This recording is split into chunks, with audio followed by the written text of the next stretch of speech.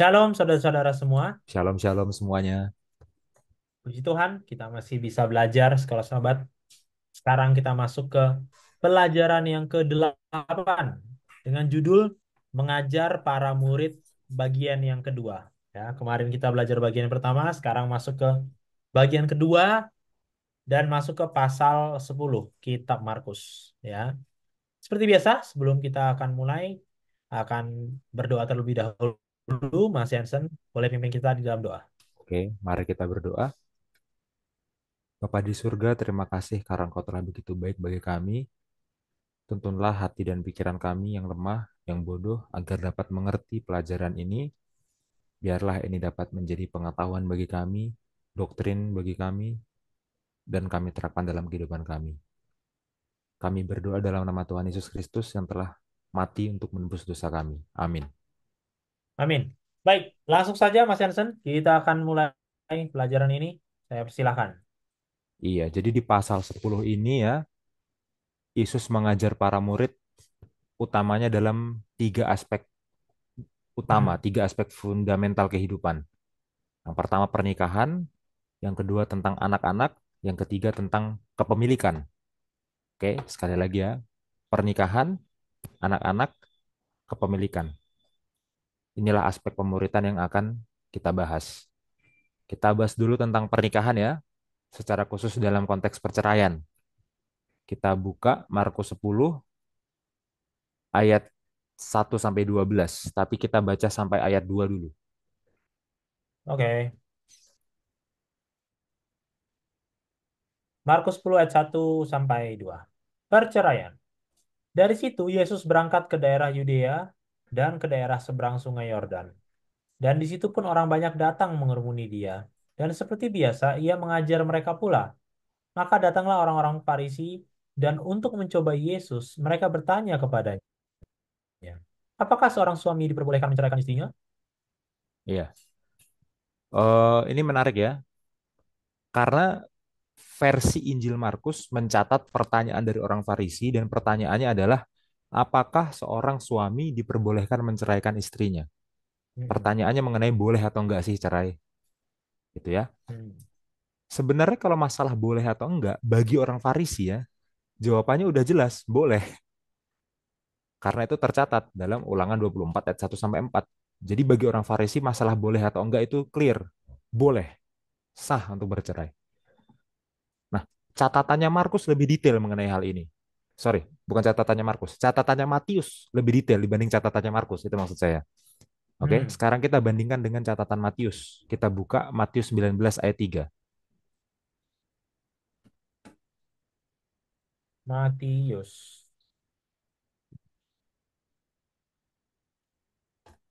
ayat 3.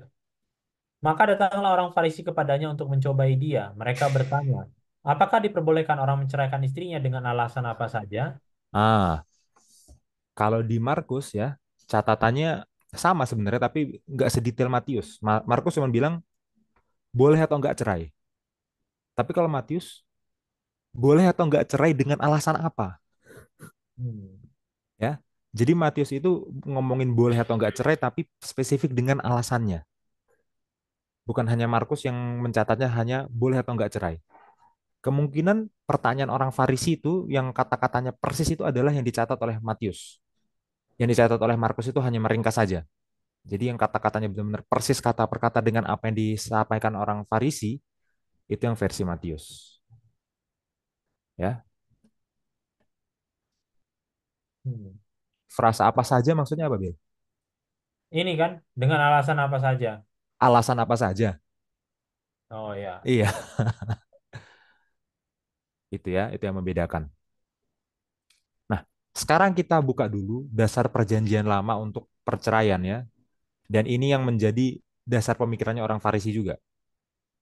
Kita buka Ulangan 24 ayat 1. Bilangan 24 ayat 1. Tentang perceraian. Apabila seseorang mengambil seorang perempuan dan menjadi suaminya, dan jika kemudian ia tidak menyukai lagi perempuan itu, sebab didapatinya yang tidak senonoh padanya, Lalu ia menulis surat cerai dan menyerahkannya ke tangan perempuan itu. Sesudah itu menyuruh dia pergi dari rumahnya. Ya, perhatikan di sini ada dua poin ya. Ada dua poin yang digunakan sebagai alasan perceraian dan dua-duanya ini berhubungan, nggak bisa dipisahkan. Oke, yang pertama adalah kalau suaminya atau prianya tidak menyukai lagi perempuan itu atau istrinya, Hmm. ya, dan tidak menyukainya ini ada alasannya. Alasannya dihubungkan ke poin kedua. Alasannya adalah kalau istrinya ini tidak senonoh, ya, si perempuannya ini tidak senonoh, ya. Jangan dipisah. Ada dua poin, tapi poin pertama itu terjadi karena poin kedua. Oke? Sekarang kita buka Ulangan 24 ayat 1 dalam bahasa Ibrani-nya, Bil. Oke. Ulangan 24. Ini. Ya, dalam bahasa Ibrani, kikah isya, apabila seorang pria mengambil wanita atau mengambil istri, ubi'ala, ya, dan menjadi suaminya itu sebenarnya, atau dalam bahasa yang lebih dinamis dan menikahinya, itu bisa juga. Vihayah imlo tinsahen bi'ainav, dan tidak lagi perempuan itu menarik atau tidak lagi perempuan itu berkenan di matanya, maksudnya di mata suaminya, kimatsa karena dia telah menemukan dalam perempuan itu airvat davar, perbuatan tidak senonoh. Vekataflah dan tulislah kepada dia, kepada perempuan itu, sefer keritut, surat cerai. Venatan beada dan berikanlah ke tangannya, tangan perempuan itu, ke bawah Will, Yap. Yap. veshilha, dan usirlah dia, shilha itu dari kata syalah, ya, kalau teman-teman tahu dalam bahasa Arab itu ada kata talak, itu satu akar dengan bahasa Ibrani syalah. Syalah mengusir, bahasa Arab talak, ya itu konteksnya perceraian tuh. Makanya dalam tradisi Muslim itu kan ada talak itu untuk bercerai ya. Hmm. Veshilha dan usirlah dia miveito dari rumahnya suaminya maksudnya. Oke, saya mau menekankan pada frasa tidak senonoh dalam bahasa Indonesia. Frasa tidak senonoh dalam bahasa Indonesia, dalam bahasa Ibrani itu adalah oervat davar. Oervat davar. Ya. Sebenarnya makna aslinya itu adalah ketelanjangan dari sesuatu. Oervat itu ya, oervat itu artinya ketelanjangan. Davar bawahnya, bawahnya. Davar itu adalah sesuatu, hal. Nah, hal itu ya, ketelanjangan dari sesuatu. Ini memang cukup susah diterjemahkan. Diterjemahkan tidak senonoh itu juga cukup pas tapi tidak persis, nah, gitu ya. Terjemahan yang nggak salah tapi nggak persis. Ya. Karena frasa ini biasanya digunakan secara khusus untuk apa? Menunjukkan alat kelamin dan digunakan juga untuk perzinahan gitu ya, untuk perzinahan. Nah, seperti itu.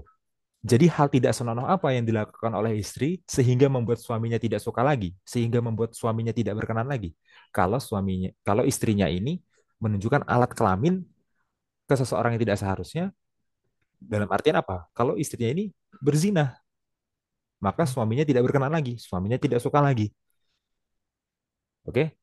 Ini ini adalah alasan perceraian, alasan diizinkannya perceraian ya dalam Ulangan 24 ayat 1.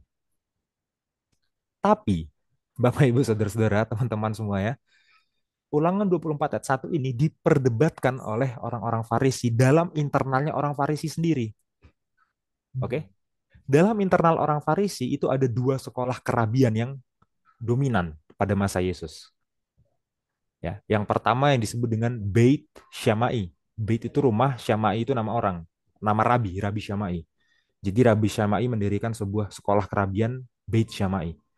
Yang kedua adalah Beit Hillel, ya, sekolah kerabian yang didirikan oleh Rabi Hillel, ya. Beit Syamai, Beit Hillel. Ini dua dua sekolah kenabian yang mempunyai dua aliran pemikiran. Oke. Bagaimana mereka menafsirkan Ulangan 24 ayat 1 ini dalam konteks alasan yang tepat untuk bercerai? Nah, itu tercatat dalam Misnah. Misnah ini adalah komentar tentang hukum Yahudi, ya. Nah, kita buka Misnah, Bil. Ya, Misnah Gitin 9 ayat 10, di sini tercatat perbedaan pendapat perdebatan antara Beit Syamai dan Bait Hillel tentang hukum perceraian berdasarkan Ulangan 24 ayat 1. Oke. Nah, ini saya bacakan Misnah Gitin 9 ayat 10 ya menurut tradisi Yahudi. Dikatakan begini. Beit Shammai Omrim, Beit Shammai berkata, Lo Yegaresh Adam et Ishto, seorang laki-laki jangan menceraikan istrinya, ela kecuali imkan jika matsa ba devar oirvat, ditemukan padanya devar oirvat. Kata yang sama, frasa yang sama dengan yang dipakai di ulangan tadi. Kecuali ditemukan padanya, maksudnya pada istrinya, perzinahan. Ya, perzinahan. Devar oirvat. Kemudian, Shene Emar. Nah, Shene Emar itu artinya adalah seperti yang sudah dikatakan. Seperti yang sudah dikatakan. Maksudnya seperti yang sudah dikatakan apa? Seperti yang sudah dikatakan oleh kitab ulangan. Ya, karena para rabi ini dalam berdebat mereka selalu merujuknya ke Torah kan. Shene Emar seperti yang sudah dikatakan. Kimat sabah oirvat davar. Karena sudah didabati oleh dia dalam dirinya, maksudnya dalam diri istrinya, oirvat davar, hal yang tidak senonoh. Oke, jadi bagi Syamai, apa hal yang tidak senonoh menurut kitab ulangan? Perzinahan, hubungan seks yang tidak seharusnya. Itu menurut Syamai. Oke, sekarang bagaimana menurut Hilal? Apa menurut Hilal hal yang tidak senonoh itu? Kita baca dalam Misnah Gitin 9 ayat 10. Kita lanjutkan. Ubaid Hilal dan Beit Hilal, Omrim, berkata, Afilu bahkan jika itu ya, hik diha tafshilu. Bahkan jika hik diha membakar ya, tafshilo, masakannya dia, makanannya dia ini maksudnya suaminya. Jadi Hmm. Beit Hillel bahkan menafsirkan bahwa hal tidak senonoh itu bisa terjadi kalau istri itu memasak makanan suaminya sampai gosong. Itu udah nggak senonoh. Itu nggak senonoh menurut tafsiran Beit Hillel. Beit Hillel lagi-lagi mengutip ulangan 24 ayat 1. Shene Emar, ya sama kan? Shene Emar seperti yang sudah dikatakan, maksudnya dikatakan oleh ulangan, Ki matsa ba dafar. Karena telah didapati oleh dia dalam dirinya, maksudnya dalam diri istrinya, dafar, hal tidak senonoh. Nah, bagi Beit Hillel hal tidak senonoh itu bahkan bisa mencakup masak makanan suami sampai gosong itu termasuk tidak senonoh. Sampai se ekstrim itu. Alasan bercerai itu boleh sampai segitunya bagi Beit Hillel. Oke. Sekarang muncul satu pendapat lagi dari Rabi Akiva. Rabi Akiva dalam Misnah ini. Nah, ini menarik. Misnah ini ditulis sekitar 100 tahun setelah Yesus. Ya, sekitar abad kedua. Jadi Misnah ini mencakup pendapat Rabi yang setelah Yesus juga. Meskipun mencatat pendapat Rabi yang sebelum Yesus atau sejaman dengan Yesus juga. Oke. Hmm. Nah, di sini ada Rabi Akiva. Rabi Akiva ini sudah zamannya itu udah lewat, udah setelah Yesus. Ya. Kalau Hilal sama Syama itu kira-kira masih sejaman sama Yesus, tapi Akiva, Rabi Akiva itu udah setelahnya zaman Yesus, abad kedua. Tapi Rabi Akiva itu aliran pemikirannya mengikuti aliran pemikirannya Hilal. Ya, jadi kita masukkan pendapatnya Rabi Akiva ini sebagai tambahan terhadap Beit Hillel. Karena Rabi Akiva itu masuk ke alirannya Hillel ya. Nah, kita lihat katanya Rabi Akiva. Rabi Akiva Omer, Rabi Akiva berkata, Afilu bahkan matsa, jika dia telah menemukan akheret na'a heimena, wanita yang lain yang lebih menarik daripada istrinya. Ya, Wow. Shene Emar, seperti yang telah dikatakan, Vehayah imlo tim sahen beoinav. Nah, di sini dikutip dikutip ulangan 24 ayat 1 kalimat-kalimat yang lebih awal tapi dipotong ya. Kan tadi di ulangan tuh ada dikatakan kan jika sudah tidak menyukai istrinya lagi gitu kan. Ya, Ada kan di ulangan 24 ayat 1 ya. ya. Dan jika kemudian ia tidak menyukai lagi perempuan itu.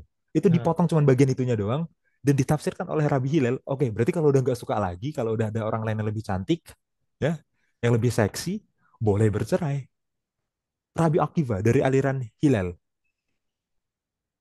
Sehingga pada dasarnya aliran Hillel ini sangat apa istilahnya? Jadi sangat bebas untuk menceraikan perempuan. Ya, Iya. makanan gosong bisa cerai. Nggak senonoh itu katanya. Ya, kemudian Tidak menyukai itu dalam artian tidak menyukai itu adalah karena melihat wanita lain lebih cantik. Padahal kalau konteksnya Ulangan 24 ayat 1 tidak menyukai itu apa? Tidak menyukai karena istrinya selingkuh. Itu harus digabung, jangan dipotong. Rabi Akiva dipotong, tidak menyukai artinya udah nggak suka aja. Nggak bisa kayak gitu. Nggak bisa motong ayat kayak gitu. Ini jadi perdebatan ya. Dan sebenarnya secara eksegesis, pendapat Syamai lebih kuat di sini. Lebih sesuai dengan apa yang dimaksudkan oleh Ulangan 24 ayat 1, pendapat Syamai. Ya, Hmm. pendapat Hilal ini terlalu mengada-ada. Dan memang alirannya Syamai itu aliran yang lebih kuat di zaman itu, lebih dominan di zaman itu. Tapi somehow khusus untuk perceraian orang lebih ngikutin Hilal. Paham gak maksudnya, Bil? Iya, paham. Untuk ajaran yang lain selain perceraian orang ikut Syamai lebih banyak. Tapi khusus untuk perceraian orang lebih ikut Hilal. Karena lebih enak. Hmm. Ya, gitu ya. Dan ini ditanyakan ke Yesus ya. Jadi pertanyaan yang ditanyakan orang Farisi ke Yesus itu bukan sesederhana boleh atau nggak bercerai, bukan. Hmm. Pertanyaannya lebih spesifik. Boleh atau nggak bercerai dengan alasan yang mana? Spesifiknya seperti itu. Dan itu merujuk kepada perdebatan ini. Ya. Makanya sangat berguna kalau kita baca Misnah gitu ya. Iya. Dan yang kedua, orang Farisi ini juga punya motif. Punya motif untuk menjebak Yesus. Ya, karena kita tahu ya, eh, Herodes Antipas ya, penguasa di sebelah timur Yordan, daerah yang sedang Yesus lewati sekarang. Makanya tadi di ayat 1 itu kan dikatakan kan, di Markus 10 ayat 1 kalau Yesus tuh melewati sebelah timur Yordan gitu kan. Hmm. Nah, di wilayah itu tuh penguasanya Herodes Antipas. Nah, Herodes Antipas itu baru saja menceraikan istrinya untuk menikahi Herodias, istri saudara laki-lakinya sendiri. Hmm. Jadi dia menikah karena melihat cewek lain lebih cantik kan gitu. Yang mana ini diperbolehkan menurut tafsirannya Hilal. Pertanyaan ini sengaja ditanyakan ke Yesus untuk menjebak Yesus. Mereka berharap Yesus salah jawab. Kalau Yesus salah jawab, nanti Yesus menyinggung Herodes, menyakiti hati Herodes, Herodes Antipas ya. Nanti Herodes Antipas marah, Yesus dihukum mati. Itu tujuannya. Mereka pengen Yesus kepleset ngomong. Kenapa? Karena sepupunya Yesus, Yohanes Pembaptis, udah pernah menegur Herodes ya, dan Yohanes Pembaptis dibunuh. Mereka berharap Yesus salah ngomong. Karena dia salah ngomong, dia menyinggung Herodes Antipas. Akhirnya Herodes Antipas marah, Yesus dibunuh. Licik sekali. Ya, licik sekali orang Farisi. Oke. Nah, sekarang kita lihat bagaimana jawaban Yesus. Kita baca ayat 3 sampai ayat 4-nya. Ayat 3. Tapi jawabnya kepada mereka, apa perintah Musa kepada kamu? Jawab mereka, Musa memberi izin untuk menceraikannya dengan membuat surat cerai. Oke. Yesus ditanyain, ya, Yesus adalah seorang pendebat yang hebat. Yesus tidak dengan mudah dijebak begitu saja ya. Yesus tanya balik. Yesus tanya balik. Kamu kalau orang Farisi bertanya, apa boleh bercerai dengan alasan yang mana? Yesus bertanya, emang Musa bilangnya gimana? Emang Musa kasih perintah apa? Hmm. Yesus Hmm. kembalikan pertanyaannya. Orang Farisi tentu ngerti Taurat ya. Tentu ngerti Taurat, mereka langsung ngerti. Musa memberi izin untuk menceraikannya dengan membuat surat cerai. Merujuk kemana? Ke Ulangan 24 ayat 1 sampai 4 lagi. Jelas ke situ Iya. lagi basis ayatnya, ya. Dan perhatikan kata-katanya. Yesus bilangnya, apa perintah Musa? Orang Farisi bilangnya, Musa memberi Musa. izin. Artinya masalah perceraian ini bukan diperintahkan, tapi diizinkan. Itu beda loh diperintahkan sama diizinkan, ya. Misalkan di Indonesia ini diizinkan untuk apa? Kasih contoh Bil, satu hal yang diizinkan di Indonesia. Menganut agama. Diizinkan untuk menganut agama. Tapi Iya, berbeda dengan di Indonesia diperintahkan untuk menganut agama. iya. Diizinkan Nah, itu kalau orang mau melakukan itu boleh. hmm, Tapi diperintahkan itu orang harus melakukan itu. iya, Nah, Yesus bilang, emang Musa perintahnya gimana? Orang Farisi bilang, Musa ngebolehinnya begini. Jadi orang Farisi juga sadar perceraian itu bukan diperintahkan. Perceraian itu diizinkan. Diizinkan. hmm, Oke? Nah, ini dia ya. Dan Yesus bilang ya di ayat selanjutnya, ya kita baca aja deh, ayat 5 sampai 9. oke. Ah, Lalu kata Yesus kepada mereka, justru karena ketegaran hatimu lah, maka Musa menuliskan perintah ini untuk kamu. Sebab pada awal dunia, Allah menjadikan mereka laki-laki dan perempuan. Sebab itu laki-laki akan meninggalkan ayahnya dan ibunya dan bersatu dengan istrinya. Sehingga keduanya itu menjadi satu daging. Demikianlah mereka bukan lagi dua, melainkan satu. Karena itu apa yang dipersatukan Allah tidak boleh diceraikan manusia. ini ya. Jadi sebenarnya eh, izin, bukan perintah ya, izin untuk bercerai ini nggak ideal, ya nggak ideal. Karena kedegilan hati bangsa Israel, makanya perceraian itu ada aturannya. Maksudnya gini, karena mereka sudah terlanjur mempraktekkan perceraian, gitu ya. Karena mereka sudah terlanjur mempraktekkan perceraian, maka akhirnya dia harus diregulasi supaya dia tidak berlangsung dengan sewenang-wenang, dengan semena-mena, supaya perceraian itu tidak dilakukan dengan tidak adil dan akhirnya merugikan pihak perempuan. Ya. Jadi perceraian itu diatur karena mereka sudah melakukan itu terlebih dahulu, bukan karena itu ideal, gitu ya. Itu digunakan, hukumnya digunakan untuk melindungi perempuan supaya ada bukti kalau perempuan itu sudah diceraikan. Makanya laki-laki yang menceraikan perempuan harus ngasih surat cerai. Dengan bukti itu perempuan sudah tidak bisa dituduh melakukan perzinahan kalau dia apa istilahnya berhubungan dengan laki-laki lain atau menikah dengan laki-laki lain, ya. Karena kalau seandainya nggak ada surat cerai secara resmi, kemudian perempuan itu berhubungan dengan laki-laki lain, dia akan dituduh, "Oh, kamu kok berhubungan sama laki-laki lain, kamu berzina ya." Dia bisa kasih surat. Ini surat yang kamu kasih ke aku. Kamu udah menceraikan aku. Jadi aku nggak berzina sama dia, sama laki-laki lain ini. Itu tujuan awalnya hukum di ulangan itu ada. Ya, untuk melindungi hak perempuan. Nggak ideal. Karena mereka sudah terlanjur melakukan itu, maka jadinya diregulasi sekalian lah gitu. Ya. Tapi ini malah dimanfaatkan oleh alirannya Hillel ya untuk membuat bercerai itu jadi sangat mudah. Alasannya apa aja orang jadi bisa bercerai. Iya. Nah gitu loh. Dan Yesus bukannya masuk ke dalam jebakan perdebatan antara Syama'i Hillel, Yesus malah bikin argumen aliran ketiga. Argumen Yesus bukannya malah ngomongin, oh Syama'i begini, Hillel begini, enggak. Argumen Yesus malah langsung merujuk kembali ke idealnya. Idealnya. Idealnya ada di mana? Idealnya ada di rumah tangga pertama di bumi ini. Rumah tangga pertama yang diciptakan oleh Tuhan. Rumah tangga di Taman Eden, rumah tangga Adam dan Hawa, itu idealnya. Langsung Yesus merujuk ke kitab Kejadian.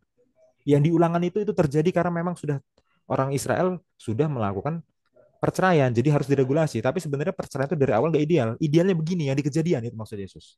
Hmm. Oke?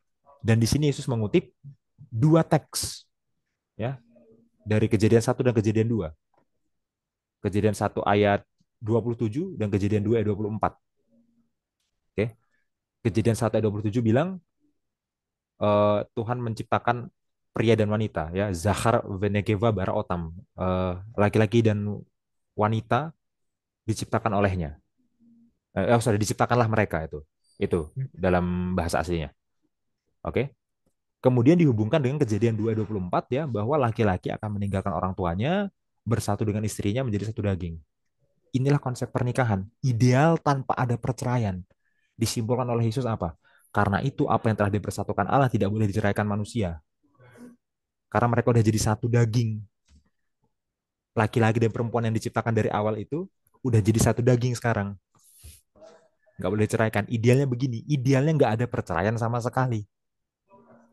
Ya, jadi kalau bukan karena kedegilan hati bangsa Israel pada zaman Musa, harusnya nggak ada perceraian sama sekali. Tapi karena mereka sudah terlanjur bercerai sebelum regulasi itu ada, akhirnya diaturlah regulasinya supaya kalaupun ada, setidaknya bukan jadi ketidakadilan perceraiannya.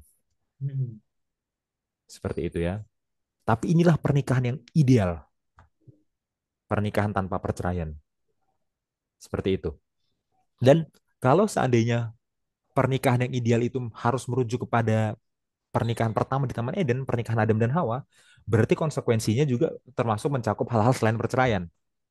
Nah, walaupun rekomnya tentang perceraian ya, tapi kalau ini dihubungkan ke hal-hal selain perceraian, maka kalau kalau acuannya adalah Kejadian 1 ayat 27 dan Kejadian 2 ayat 24, maka konsekuensinya adalah tidak boleh ada poligami juga. Tidak boleh Hmm. ada poligami juga, ya. Bahkan teks Septuaginta itu ya, teks Septuaginta itu mengganti kata mereka, mereka akan bersatu menjadi satu daging itu diganti dengan keduanya akan bersatu menjadi satu daging. Jadi cuma ada dua orang, laki-laki dan perempuan yang bersatu. Nggak boleh jadi tiga orang atau empat orang. Kalau poligami itu kan lebih dari dua orang kan. Bahkan teks Septuaginta menerjemahkannya kayak gitu. Jadi kondisi ideal ini konsekuensinya adalah menentang poligami. Lalu apa lagi konsekuensinya? Konsekuensinya adalah menentang LGBT. Menentang LGBT. Ya. Karena dari kejadian 1:27 dan kejadian 2:24 ya, hubungan yang ideal itu dikonstruksi oleh laki-laki dan perempuan. Bukan laki-laki dan laki-laki, bukan perempuan dan perempuan, bukan non-biner dan apapun itu. Gitu ya. Nah, jadi inilah pernikahan ideal menurut Yesus ya, yang sesuai dengan pernikahan ideal menurut kitab Kejadian, menurut penciptaan Kejadian 1:17 dan Kejadian 2:24. Hmm. Ya, seperti itu. Silahkan Bil kalau ada komentar. Iya, eh ada satu kutipan dari Nyonya White. Ini tentang membina keluarga bahagia. Banyak kutipan yang saya ambil untuk sahabat ini dari membina keluarga bahagia ya, karena Hmm. temanya sangat dekat dengan keluarga sepertinya. Kita baru bahas pernikahan nanti habis ini anak-anak gitu ya. Hmm. Nah, dari di membina keluarga bahagia ini Yesus bilang, Yesus telah datang ke dunia kita ini untuk memperbaiki kesalahan dan untuk memulihkan peta Allah pada manusia. Kondisi ideal yang tadi Mas Yansen sebutkan ya. Perasaan yang salah mengenai pernikahan mendapat tempat di dalam pikiran guru-guru bangsa Israel. Mereka telah menganggap remeh tentang kesucian lembaga pernikahan itu. Ya, seorang suami yang keras hati dengan mudah saja membuat alasan yang biasa supaya dapat menceraikan istrinya. Ya, ini saya nggak ngerti apakah Nyonya White baca Mishnah tapi wordingnya ini membuat alasan yang biasa, alasan yang remeh gitu kan. Ya, apalagi kalau bukan masakan kegosongan. Masakan gosong. Kurang remeh apa lagi itu? Kalau misalnya cewek cantik ya ya bisa diperdebatkan karena kecantikan itu mungkin menarik hati. Tapi kalau masakan gosong itu loh, kayak nggak bisa masak lagi ya, ya kan? Membuat alasan yang biasa supaya dapat menceraikan istrinya. Atau kalau dia mau pilih, ia pisahkan istrinya dari anak-anaknya dan mengusir dia supaya pergi. Hal yang demikian dirasa sebagai suatu penghinaan dan sering disertai dengan penderitaan yang pahit pada pihak yang disingkirkan atau pihak perempuan, ya kan? Kristus telah datang untuk memperbaiki kejahatan ini dan mujizat yang pertama diadakan pada peristiwa pesta pernikahan ya versi buku yang lain bukan buku Markus. Versi Yohanes. Iya. Itulah sebabnya ia mengumumkan kepada dunia bahwa pernikahan itu bila dipelihara kesuciannya adalah suatu lembaga yang kudus ya. Jadi saya rasa ini sudah sangat jelas tentang pernikahan itu adalah suatu lembaga yang kudus, lembaga yang ideal, bahkan lembaga yang sudah ada sebelum dosa. Nah gitu kan. Hmm. Hmm. Jadi itu banyak kita nggak sadar bahwa memang pernikahan itu sudah ada sebelum dosa. Jadi seharusnya pernikahan itu tidak diisi dengan dosa dan tidak diisi dengan perceraian itu sendiri. Praktik dosa itu sendiri itu perceraian. Begitu kan. Nah, tapi yang menarik dari kutipan ini adalah aku suka kata yang dipakai bahwa untuk memperbaiki kesalahan dan untuk memulihkan peta Allah pada manusia. Yaitu itu adalah sebuah frase yang sangat bagus kalau kita tadi melihat argumen Yesus itu tidak setuju tidak semena-mena setuju pada dua sekolah itu Hmm. gitu kan. Jadi dia tidak mengambil peta bait apa bait Simai dia nggak ambil peta. Syamai. Nah, ini peta yang benarnya tuh gini. Memulihkan peta gambar Allah yang sebenarnya. Nah, itu. Jadi itu sangat bagus ya kutipan yang menerangkan apa sih maunya Tuhan itu sebenarnya terhadap institusi pernikahan yang adalah kudus, yang adalah suci. Sudah ada sebelum dosa, dan Tuhan ada untuk memperbaiki institusi tersebut. Mungkin itu, Mas Yansen. Iya. Oke ya. Jadi bagi eh, para bapak, para suami ya, ataupun orang-orang muda yang mau menikah, ya juga termasuk istri juga dan termasuk perempuan yang mau menikah juga ya. Jangan pernah berpikir ya perceraian itu semudah itu gitu ya. Iya, ya udah kalau nggak cocok cerai gitu. Ah, nggak bisa seperti itu. Dan jangan jangan pernah berpikir kita bisa dengan mudahnya menyukai orang lain karena dia lebih menarik. Iya, Ya, nggak bisa seperti itu ya.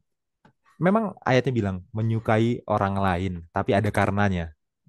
Karena berzina kan gitu.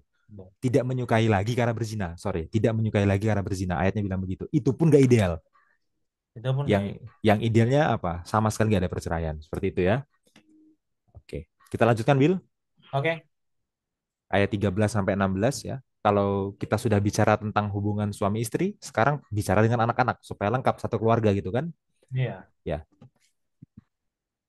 10 ayat 13 sampai 16. Oke, aku baca ya. ya. Yesus memberkati anak-anak. Lalu orang membawa lalu orang membawa anak-anak kecil kepada Yesus supaya ia menjamah mereka. Akan tetapi murid-muridnya memarahi orang-orang itu. Ketika Yesus melihat hal itu, ia marah dan berkata kepada mereka, "Biarkan anak-anak itu datang kepadaku. Jangan menghalang-halangi mereka. Sebab orang-orang yang seperti itulah yang mempunyai kerajaan Allah. Aku berkata kepadamu sesungguhnya, barang siapa tidak menyambut kerajaan Allah seperti seorang anak kecil, ia tidak akan masuk ke dalamnya." Lalu ia memeluk anak-anak itu dan sambil meletakkan tangannya ke atas mereka, ia memberkati mereka. Iya. Ya, ini singkat saja ya. Murid-murid menganggap anak-anak ini nggak penting gitu ya. Kemudian, ya Yesus ini nggak punya waktu lah untuk ngurusin hal seremeh anak-anak bocil-bocil kayak gini. Iya, Ya, dihalang-halangi untuk ketemu Yesus. Yesus marah. Yesus marah. Ini, loh, ini nggak main-main loh kata marah loh. Jarang-jarang loh muncul di dalam Alkitab Yesus marah ya. iya, Yesus Nggak, marah. nggak setiap Yesus berdebat Yesus marah. Bahkan tadi waktu dia berdebat sama orang Farisi di perikop sebelumnya aja dia nggak marah loh. Iya, Ya, di sini Yesus marah. Jangan dihalang-halangi anak-anak untuk ketemu Yesus. Biarkan anak-anak ketemu Yesus. Bahkan untuk menerima kerajaan Allah itu harus punya hati seperti anak-anak. Gitu ya, hati yang percaya tanpa syarat. Hati yang percaya dengan sederhana. Seperti itu ya. Itu. Silahkan Bil komentarnya. iya. Ini ada komentar yang bagus ya. Makanya tadi saya bilang saya ambil dua kutipan ini dari Membina Keluarga Bahagia. Kalau bahasa Inggrisnya itu Adventist Home ya sebenarnya. Membina Keluarga Bahagia 264. Cerita yang sama tentang tentang yang tadi kita baca. Nah, ini ada alasannya ini. Mungkin ini lebih praktis ya, lebih praktis gitu kan bagi kita sekarang. Ia mengetahui bahwa anak-anak ini akan mendengarkan nasihatnya dan menerima dia sebagai penembus mereka. Sedangkan orang-orang pintar, perkara duniawi dan keras hati mungkin tidak akan mengikuti dia dan mendapat tempat dalam kerajaan Allah. Ya tadi Mas Yansen bilang mengikuti, kenapa tidak boleh dihalangi? Karena s- anak-anak itu adalah cerminan dari yang Tuhan bilang kriteria orang yang mempunyai kerajaan sorga. Sifat seperti anak-anak. Maksudnya apa? Orang yang tulus gitu kan. Anak-anak itu kan identik dengan kata tulus gitu kan. Apa adanya dia dia mendengar apa yang dia dengar gitu kan. Nah, di sini Ellen White itu memakai kata akan mendengarkan nasihatnya tidak seperti orang-orang pintar atau tidak seperti orang-orang yang berkeras hati. Karena, nah, perbedaannya apa antara anak-anak dan orang pintar dan berkeras hati ya? Selain umur yang mempengaruhi cara berpikir mereka, tapi juga adalah pertimbangan. Juga adalah pertimbangan. Nah, ini kita coba lanjut baca ya. Dengan datang kepada Kristus, anak-anak yang masih kecil itu menerima nasihat dan berkatnya, beroleh petanya dan sabdanya yang penuh kasih, dimeteraikan kepada pikiran mereka yang masih lembut dan tidak akan pernah terhapus. Kita harus memperoleh pelajaran dari perbuatan Kristus ini, yang hati anak-anak adalah paling mudah menerima pengajaran Nasrani, mudah dipengaruhi kepada peribadatan dan kebaikan, serta kuat menyimpan kesan-kesan yang diterima. Nah, dijelaskan kenapa akan lebih mudah bagi mereka mendengar, karena ternyata mereka belum banyak pertimbangan, belum banyak berpikir, masih lembut, ya kan? Mudah mengikuti apa yang dibilang dan hampir dipastikan susah untuk melupakan apa kesan yang diterima. Hmm. Nah, sifat ini bisa menjadi apa? Pedang bermata dua, begitu kan istilahnya. Nah, pertanyaannya sekarang adalah apakah anak-anak yang masih polos ini dibawa kepada Yesus atau tidak? Ah, iya, iya. Nah, gitu kan. Oke, kadang-kadang kita oke, saya harus berpikir seperti anak-anak tulus. Anak sekarang masalahnya anak-anak kita tidak dibawa ke Yesus. Jadi ketulusannya sia-sia gitu kan. Iya. Kepolosan sia-sia gitu. Nah, di sini ada sebuah amaran yang bagus. Oke, anak-anak itu polos. Oke, anak-anak itu mudah menyerap. Nah, pertanyaannya dibawa ke Yesus apa tidak? Mungkin itulah alasannya karena kenapa Yesus marah. Iya, iya, iya. Nah, Iya, betul.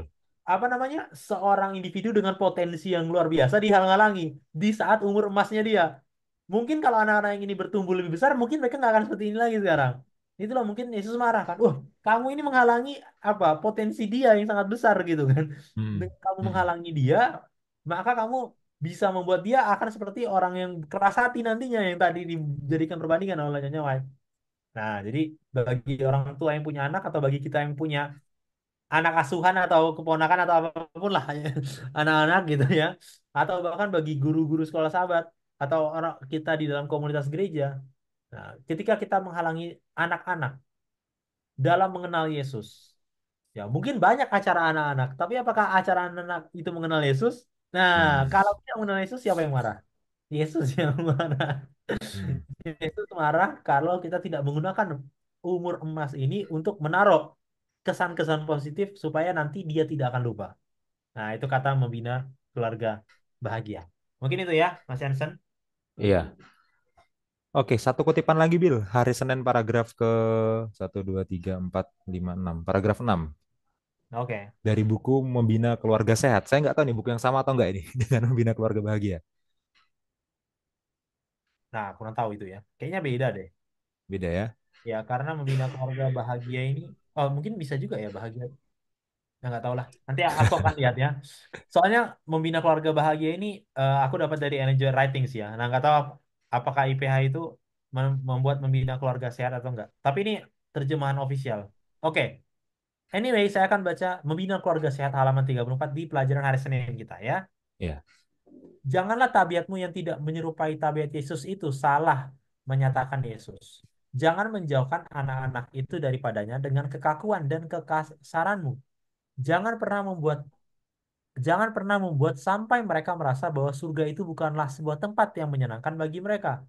Kalau engkau ada di situ, janganlah membicarakan agama seperti sesuatu yang tidak dapat dipahami oleh anak-anak, atau berlaku seakan-akan mereka tidak diharapkan untuk menerima Tuhan karena masih kanak-kanak. Jangan memberi kesan palsu kepada mereka bahwa agama Tuhan adalah agama yang gelap, bahwa untuk mendekati Yesus mereka harus membuang segala sesuatu yang mengembirakan hidup. Wah, ini cukup kontroversial ini. Ya, Ini sebelum cukup Bil komentar ya, kontroversial pasti ini. Bil ada mau komentar tentang kutipan ini ya. Tapi yang saya tangkap ini dari kutipan ini, eh, janganlah membicarakan agama seperti sesuatu yang tidak dipahami oleh anak-anak atau berlaku seakan-akan mereka tidak diharapkan untuk menerima Tuhan karena masih kanak-kanak. Ya, jadi maksudnya gini, Iya, kita misalkan belajar Alkitab, ya, atau kita misalkan lagi diskusi tentang hal agama gitulah, anak-anak ikut nimbrung, ikut nongkrong, ya, kita mungkin ada kecenderungan, udah sana dulu ini omongannya bapak-bapak, iya, iya, ini bukan omonganmu, kamu main aja sana, ya, bapak-bapak nih yang ngomongannya kayak gini. Karena gini, kalau anggaplah kita nih Bil, kita ngobrol tentang Alkitab, kalau ada anak-anak di samping kita, hal yang paling mungkin istilahnya apa ya, membuat kita akan mengusir dia itu adalah pertanyaannya pasti aneh. iya. Pertanyaannya pasti aneh, Sulit gitu atau kan? aneh gitu ya? Iya. Karena misalkan tadi, anggaplah kita bicara tentang perikop sebelumnya, perceraian. Iya, Kalau ada anak-anak di samping kita, terus dia ikut ngobrol sama kita, ikut diskusi sama kita, yang dia tanya apa? Emangnya cerai itu apa? iya, Dia tanya kayak gitu, ya. Terus kita ngomong berzinah dan lain-lain. Emangnya berzinah kayak gimana? Dan mungkin bagi kita, aduh anak kecil ngapain ngurusin kayak gini sih? Udah, kamu ke sana aja. Hal agama itu biar kita nih, orang gede yang ngurusin. Ya, hal agama itu bukan untuk kalian pahami anak-anak. Ya, kalaupun kalian mau ngomongin Yesus, ya ketawaannya aja yang kalian dapat. iya, Gerakan-gerakannya aja. Pemahamannya belum perlu kalian. Ya, kalian cuma perlu bergerak-bergerak doang kok di sekolah sahabat anak-anak. iya, Pemahamannya kalian belum perlu. Itu kami-kami aja yang dewasa ini yang ngerti pemahamannya. Ya, mungkin ada yang berpikir gitu. Jangan ya. Jangan. Markus 10 ini untuk dibaca oleh anak-anak dan dipahami dan didiskusikan oleh anak-anak juga meskipun mereka bertanya aneh dan sangat polos pertanyaannya. Kita iya, jelaskanlah dengan sederhana sesuai dengan kemampuan yang mereka pahami penjelasannya, gitu ya. Tapi jangan pernah menjauhkan anak-anak dari kebenaran. Dan kita pikir itu cuma urusannya orang dewasa. Nanti begitu mereka besar, mereka akan berpikir ya, kalau ada orang diskusi Alkitab itu aneh. Kalau ada orang diskusi Alkitab itu sok suci, mereka pikir gitu. Karena dari kecil setiap diskusi Alkitab, mereka dilarang. Udah nggak usah sana. Mereka pikir masalah agama itu masalah apa? Masalah cuma nyanyi-nyanyi doang. Masalah cuma maju ke mimbar doang, jadi song service. Masalah agama itu bukan masalah teologi. Jadinya kalau gede gitu, dari kecil nggak diizinkan untuk diskusi, nggak diizinkan untuk bertanya tentang hal keagamaan. Hmm. Jadikan, jadikan apa hal keagamaan itu adalah hal yang menyenangkan. Jangan sampai mereka anggap surga itu nggak menyenangkan karena ada kamu di situ ya. Karena yang mereka ingat tentang surga itu adalah orang-orang dewasa yang seperti itu gitu. Iya. Jadi mereka pikir surga itu pasti nggak menyenangkan. Jangan seperti itu. Itu dari aku, Bil. Silahkan komentar. Iya. Dan akibatnya apa? Kata terakhirnya itu yang menusuk banget menurutku. Jangan memberi kesan palsu kepada mereka bahwa agama Tuhan adalah agama yang gelap. Hmm, Bahwa untuk mendekati Yesus mereka harus membuang segala sesuatu yang menggembirakan hidup. hmm, Jadi hmm. sesuatu yang berbau agama atau Yesus itu tidak sama dengan sesuatu yang menggembirakan hidup. Itu kan Ah, berarti kan? Nah, iya. kalau mereka tidak diikut sertakan dari masa muda, dari kecil, maka berbicara tentang Yesus itu bukan sesuatu yang menggembirakan hidup. Vesper itu bukan sesuatu yang menggembirakan hidup, membaca Alkitab itu bukan sesuatu yang menggembirakan hidup, Hmm, gitu kan? hmm, Nah, itu yang sangat-sangat berbahaya menurutku. hmm, Kalau kita sudah merasa agama itu tidak mengembirakan hidup, wah, berarti di mana letak kegembiraan kita pada saat kita dewasa, begitu kan? Source of happiness itu ada di mana, gitu. Nah, padahal kan source of happiness pada saat anak-anak itu apa ya? Mencari tahu itulah source of happiness menurutku. Secara iya. pribadi, source of happiness paling tinggi, yang paling enak itu sebagai anak-anak adalah mencari tahu. Tanya semuanya kita tanya, ini apa, bukan hanya agama tapi semuanya. Hmm, Nah, kalau semuanya kita bisa tanya, tapi agama kita tidak bisa tanya, maka agama itu akan menjadi sesuatu yang asing. Itu yang Mas hmm, Jansen tadi bilang, sesuatu yang nanti mereka waktu besar, ini membosankan. hmm, Nah, itu hmm. berbahaya ya. Dan ya ini kutipan yang sangat baik ya bagi kita orang muda yang nanti mungkin akan menikah atau orang yang sudah punya anak, begitu Ya, kan? Atau ya. ya kalau ada anak yang baca ini ya, Iya. iya kan? Ya Heeh. kan nggak tahu ada anak yang baca ini. Ya itu ingat bahwa Yesus itu adalah sumber kegembiraan hidup. Itu harusnya. Oke, itu kalau dari saya Mas Henson. Iya.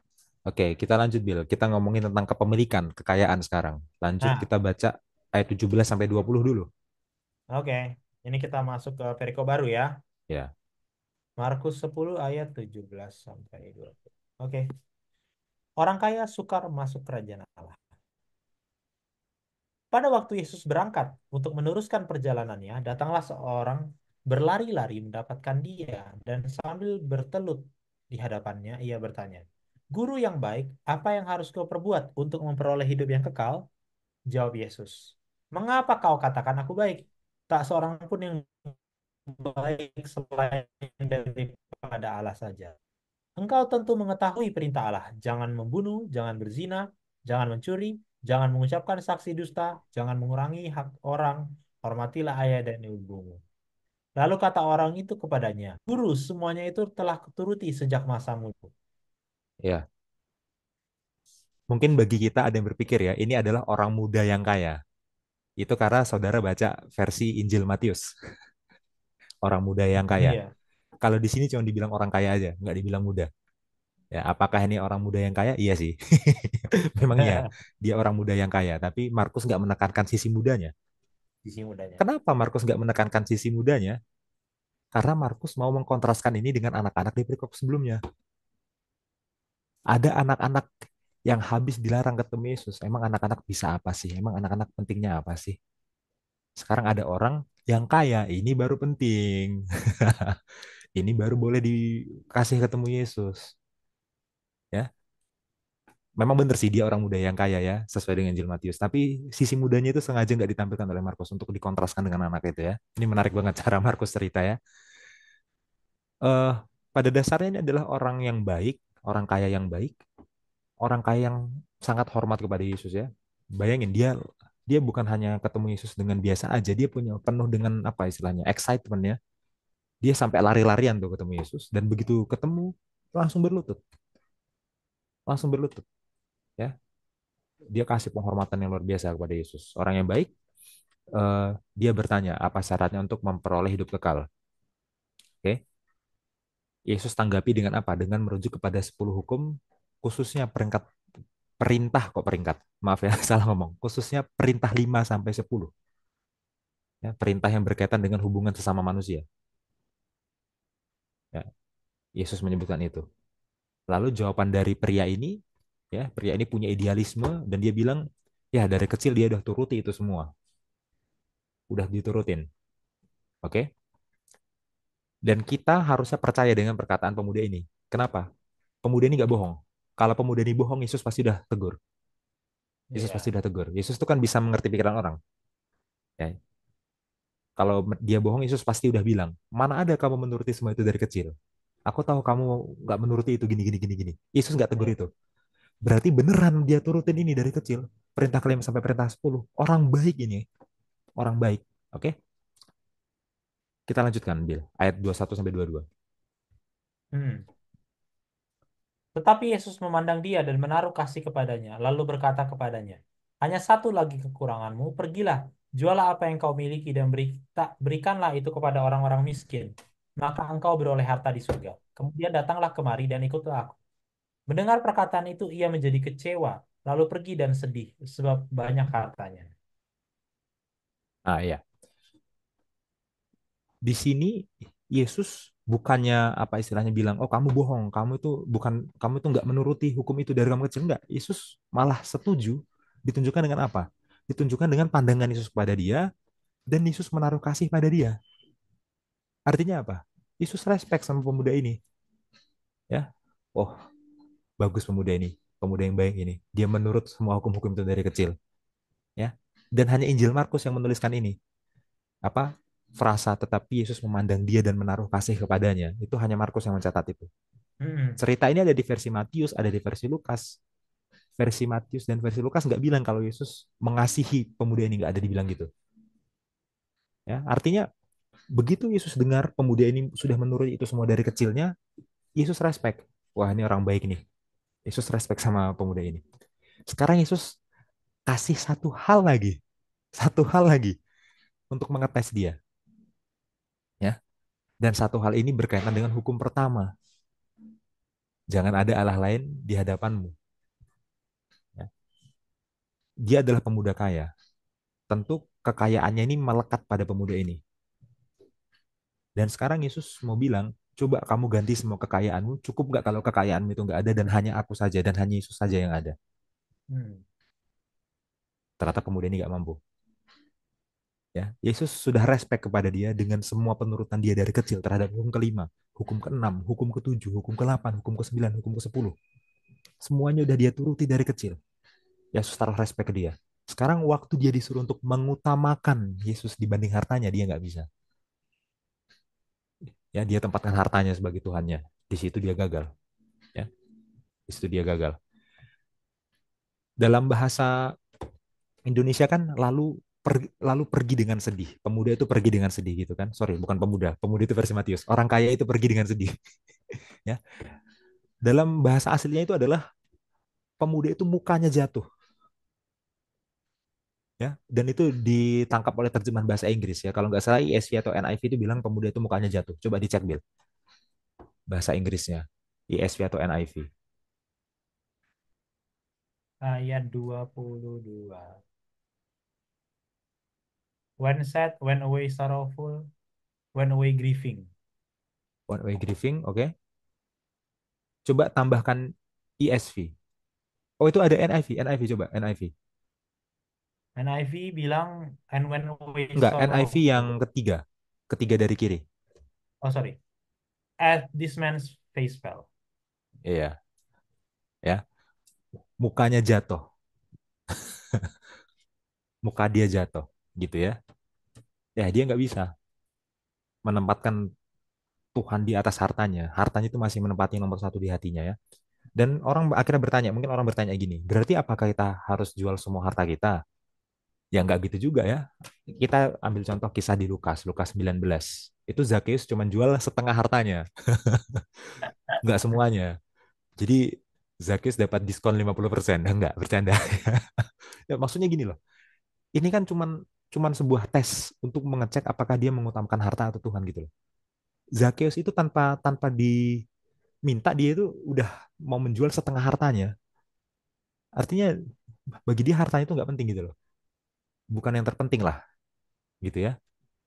Kalau memang harus semua orang harus menjual hartanya sepenuhnya, berarti Zakius salah dong. Cuma jual setengah kan nggak gitu ya. Ini kan bukan hukum gitu loh. Ini bukan hukum.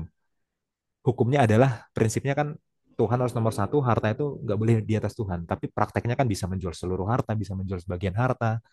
Prakteknya banyak ya. Jadi kita jangan membaca ini sebagai sebuah hukum semua semua orang yang punya harta harus dijual sepenuhnya.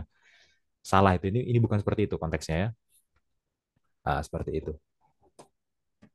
Lalu Yesus melanjutkan pembahasannya di ayat 23 sampai 27. Coba kita baca, Bel. Oke, 23 sampai 27. Lalu Yesus memandang murid-muridnya di sekelilingnya dan berkata kepada mereka, "Alangkah sukarnya orang yang beruang masuk ke dalam kerajaan Allah." Murid-muridnya tercengang mendengar perkataan itu. Tetapi Yesus menyambung lagi, "Anak-anakku, alangkah sukarnya masuk ke dalam kerajaan Allah. Lebih mudah seekor unta melewati lubang jarum daripada seorang kaya masuk ke dalam kerajaan Allah." Mereka makin gempar dan berkata seorang kepada yang lain, "Jika demikian, siapa yang dapat diselamatkan?" Yesus memandang mereka dan berkata, "Bagi manusia hal itu tidak mungkin, tetapi bukan demikian bagi Allah. Sebab segala sesuatu adalah mungkin bagi Allah." Iya, ini kalimat yang terkenal ya. Eh, Lebih mudah seekor unta melewati lubang jarum daripada seorang kaya masuk ke dalam kerajaan Allah. Ya, ini sebenarnya ya cukup apa istilahnya ya, cukup lucu ya gitu ya, cukup lucu. Pertama, yang kedua selain lucu dia itu juga cukup mengerikan gitu ya. Ya karena sesusah itu berarti kan masuk kerajaan Allah kan, Ya, itu ya, sesusah itu. Lebih gampang unta masuk lubang jarum katanya, sesusah itu masuk kerajaan Allah.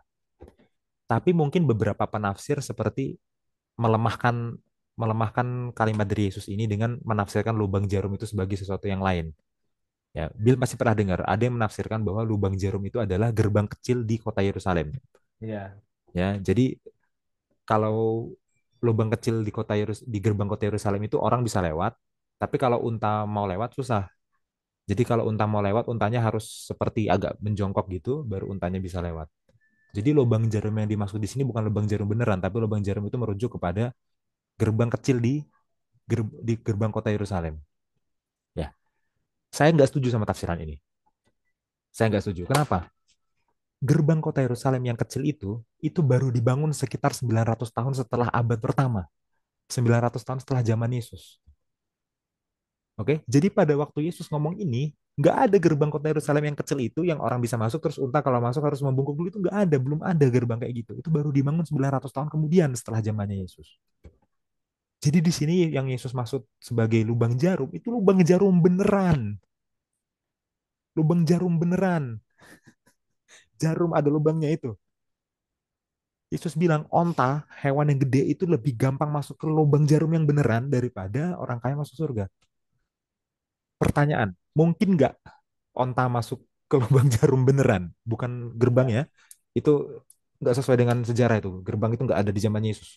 Baru ada 900 tahun kemudian. Tapi mungkin nggak onta masuk ke lubang jarum beneran? Nggak mungkin, onta nggak bisa masuk ke lubang jarum. Jadi yang Yesus mau bilang sebenarnya apa? Mustahil. Yesus mau bilang gitu. Mustahil bagi orang kaya masuk surga. Wah, saudara kaget ini. Hah, mustahil. Terus saudara akan kasih contoh setiap orang kaya di Alkitab yang baik dan setiap sumbangan yang dia lakukan untuk membantu pekerjaan Tuhan. Yesus yang bilang, saudara, jangan bantah saya. Yesus yang bilang, itulah kenapa di ayat 24 murid-murid tercengang. Ya, dan di ayat 26 mereka tercengang lagi. Kenapa mereka tercengang? Karena mereka sadar, ah, kalau onta masuk jarum lebih gampang daripada orang kaya masuk surga, berarti nggak mungkin dong masuk surga. Makanya mereka sampai nanya di ayat 26 itu, murid-murid sampai nanya di ayat 26, kalau gitu siapa yang bisa selamat? Kalau gitu nggak mungkin dong selamat. Murid-murid ngerti. Lalu apa jawaban Yesus? Jawaban Yesus ini adalah sebuah doktrin ya. Doktrin sola gratia. Doktrin hanya oleh kasih karunia saja. Ayat 27. Yesus memandang mereka dan berkata, bagi manusia hal itu tidak mungkin. Tetapi bukan demikian bagi Allah. Sebab segala sesuatu adalah mungkin bagi Allah. Jadi apakah mungkin seorang kaya masuk surga? Apa jawabannya? Enggak mungkin. Karena dia sebagai manusia, dengan kekuatan dia, dengan kekayaan dia, enggak mungkin masuk surga. Begitu juga orang miskin. Sama sebenarnya. Lebih umumnya lagi, manusia enggak mungkin masuk surga. Oke? Terus gimana bisa masuk surga? Hanya dimungkinkan oleh Allah saja masuk surga itu. Hanya diberikan secara cuma-cuma, hanya oleh kasih karunia saja. Kalau oleh kekuatan manusia, nggak mungkin. Lebih mungkin onta masuk lubang jarum, yang adalah nggak mungkin juga. Berarti kita emang nggak mungkin dengan kekuatan kita sendiri. Ya. Oke? Jadi kalau kita berpikir tentang keselamatan, ya jangan pikirkan kekuatan kita, jangan pikirkan kekayaan kita, jangan pikirkan kemampuan kita. Pikirkan itu semua cuma pemberian dari Allah. Jadilah seperti anak kecil yang hanya menerima saja. Itu kontrasnya. Jadilah seperti itu. Hati anak kecil itu yang bisa masuk kerajaan Allah. Hati yang sadar bahwa kita ini butuh. Anak kecil itu kan bukan orang yang mandiri. Dia hidup bergantung. Keselamatan itu seperti seorang anak kecil, hidup bergantung. Ya. Jadi mau kita kaya, mau kita miskin, sebenarnya mungkin nggak masuk surga akhirnya jadinya. Jadinya mungkin. Kenapa mungkin? Karena Tuhan yang memungkinkan, Tuhan yang kasih. Itu poinnya. Asalkan prioritas kita bukan kekayaan itu. Kita menerima sang pemberi keselamatan itu Tuhan sendiri. Ya. Kemudian dilanjutkan oleh Petrus. Petrus nanya lagi ya, harusnya ini kan udah cukup ya. Tapi Petrus ini apa kritis dia gitu ya? Kritis. Petrus bertanya lagi. Kita baca Bil ayat 28 sampai 31. Iya, Markus 10 ayat 28. Upah mengikuti Yesus. Berkatalah Petrus kepada Yesus, kami ini telah meninggalkan segala sesuatu dan mengikut Engkau. Sampai 31 Bil. Oh ya, sorry. Jawab Yesus, aku berkata kepadamu, sesungguhnya setiap orang yang karena aku dan karena Injil meninggalkan rumahnya, saudaranya laki-laki, atau saudaranya perempuan, ibunya atau bapaknya, anak-anaknya atau ladangnya, orang itu sekarang pada masa ini juga akan menerima kembali 100 kali lipat.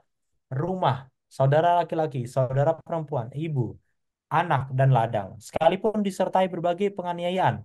Dan pada zaman yang akan datang, ia akan menerima hidup yang kekal. Tapi banyak orang yang terdahulu akan menjadi yang terakhir, dan yang terakhir akan menjadi yang terdahulu.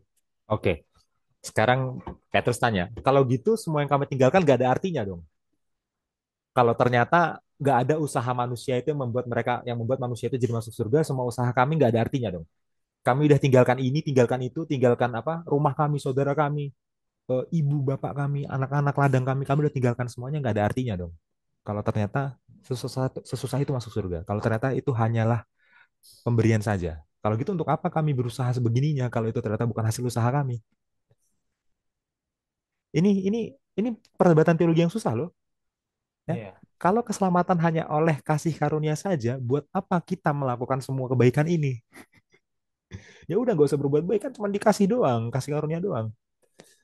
Ternyata Yesus jawab, memang betul Petrus, itu hanya pemberian saja, ya. Tapi yang kamu lakukan itu tetap ada upahnya. Keselamatan hanya pemberian saja, hanya kasih karunia saja, bukan oleh kekuatan kita, bukan oleh perbuatan kita. Tapi perbuatan kita itu tetap ada upahnya. Kenapa? Karena perbuatan itu menunjukkan kita memilih untuk menerima kasih karunia. Kan gitu. Perbuatan itu adalah respon kan, bukan supaya diselamatkan tapi karena sudah menerima keselamatan kan gitu. Ya. Makanya Yesus bilang, perbuatan itu ya apa yang sudah kamu tinggalkan itu ya, baik rumahmu, saudaramu, ibumu, anakmu, ladangmu atau kamu mendapatkan penganiayaan semuanya itu bukan tanpa balasan. Itu ada balasannya, Yesus bilang. Berkali-kali lipat balasannya, hidup yang kekal.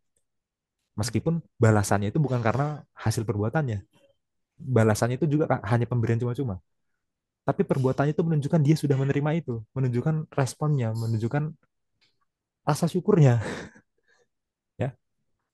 Itu. Makanya pelajaran sekolah sahabat kita menghubungkan teks ini dengan Roma 6 ayat 1 sampai 11. Ya, nanti Bill bisa jelaskan tuh Roma 6 ayat 1 sampai 11. Ya, tapi itu adalah teks yang sulit tentang teologi keselamatan dari Paulus, Roma 6 ayat 1 sampai 11. Ya, yang menjelaskan bahwa keselamatan itu hanya oleh kasih karunia saja, tapi perbuatan itu matters, perbuatan itu tetap penting sebagai respon. Ya, dan Petrus nggak perlu berkecil hati. Meskipun perbuatan dia nggak menyelamatkan, tapi perbuatan dia itu tetap dilihat Tuhan, tetap matters. Dan ada upahnya itu. Ya, silahkan Bill. Mungkin responnya Bill. Karena Bill suka kita promo kan? Iya, kalau berbicara ini, aku sebelum komentar tentang kitab Roma ya, nggak akan panjang juga. Tapi maksudnya banyak orang yang membaca Markus 10 ini, dua perikop ini ya, itu Hmm. larinya nggak ke sini. Larinya nggak ke sini. Banyak banget orang yang baca ini larinya nggak ke perdebatan teologi antara keselamatan ini. Jadinya kemana mereka larinya? Mereka larinya yang pertama karena salah tafsir lubang jarum itu, yang itu cukup populer, Iya. ya kan? Karena udah salah tafsir di awal, maka mereka tidak berpikir bahwa keselamatan itu mustahil. Konsep mustahilnya jadi nggak ada, Hmm. gitu kan? Karena kan jadinya bisa, tapi sulit gitu kan? Ya. Karena untanya nunduk. Itu yang pertama. Nah, lalu ketika mereka baca ayat 27, bagi manusia itu tidak ada yang mungkin, tapi bukan demikian bagi Allah. Sebab segala sesuatu adalah mungkin bagi Allah. Begitu kan? Tapi berbicara kembali ke konteks cerita ini, banyak yang membaca ayat 27 ini lalu mencoba, karena tadi tafsiran lubang jarumnya sudah salah, gitu. Lalu mencoba menghubungkan ini dengan kekayaan. Jadi maksudnya gini, oh kamu bisa kok sambil kaya, tapi sambil diselamatkan. Paham nggak? Hmm.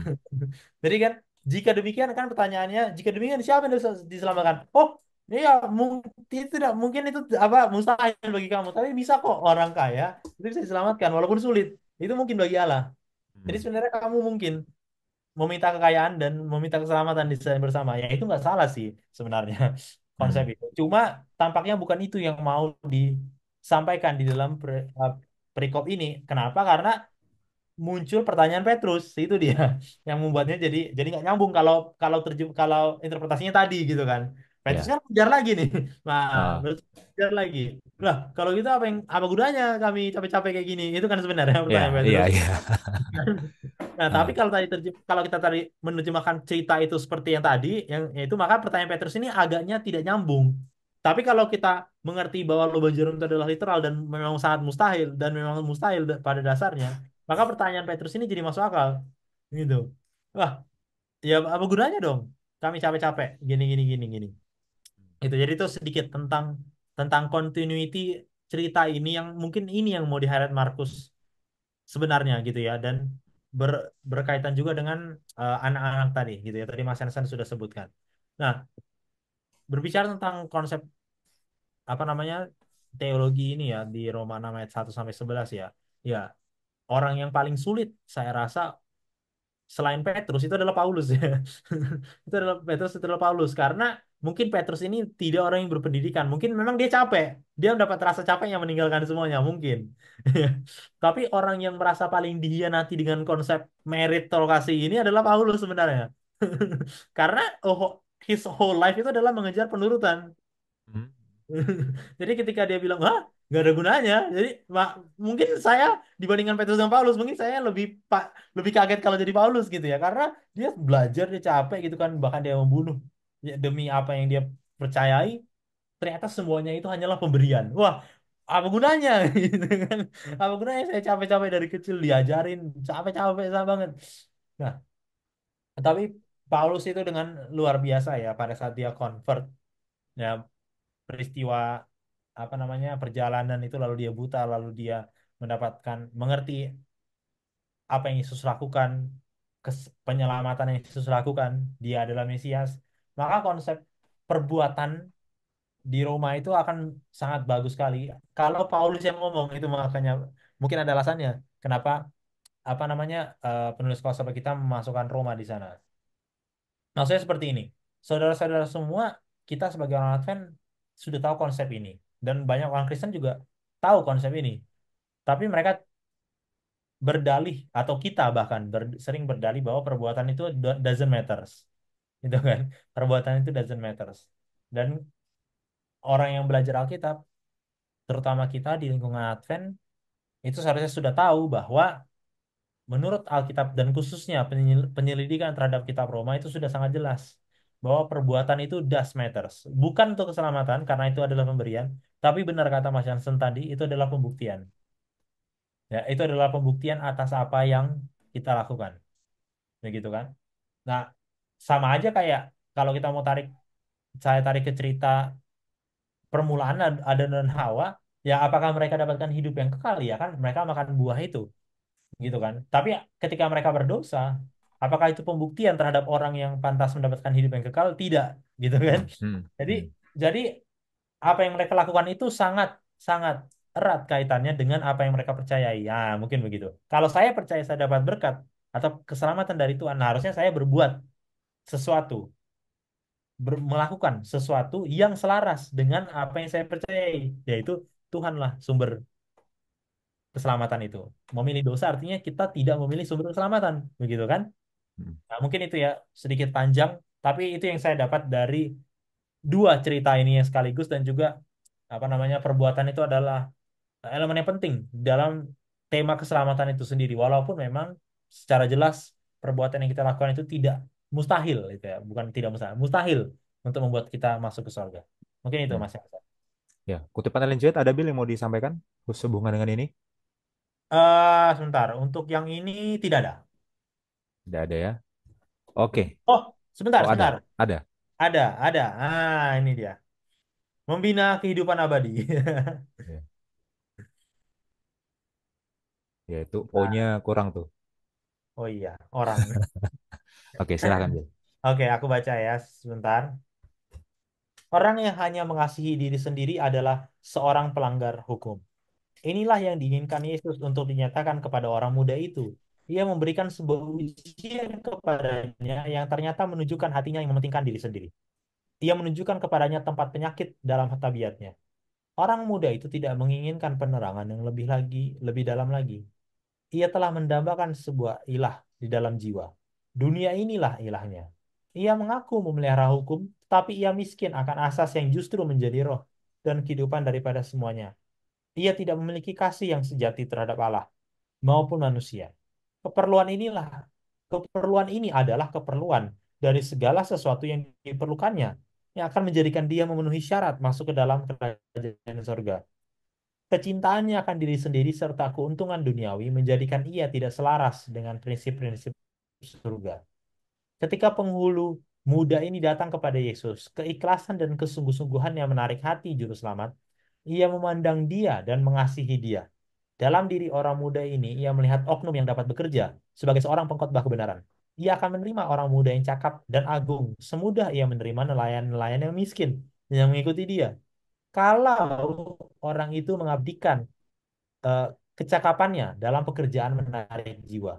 Ia akan mendapat pekerja yang rajin dan sukses bagi Kristus. Ia akan menjadi pekerja yang rajin dan sukses bagi Kristus. Ya, ada satu hal yang saya menarik dari kutipan ini, mengasihi diri sendiri. Ya, jadi jangan sampai kita baca cerita ini, wah, untung saya tidak kaya.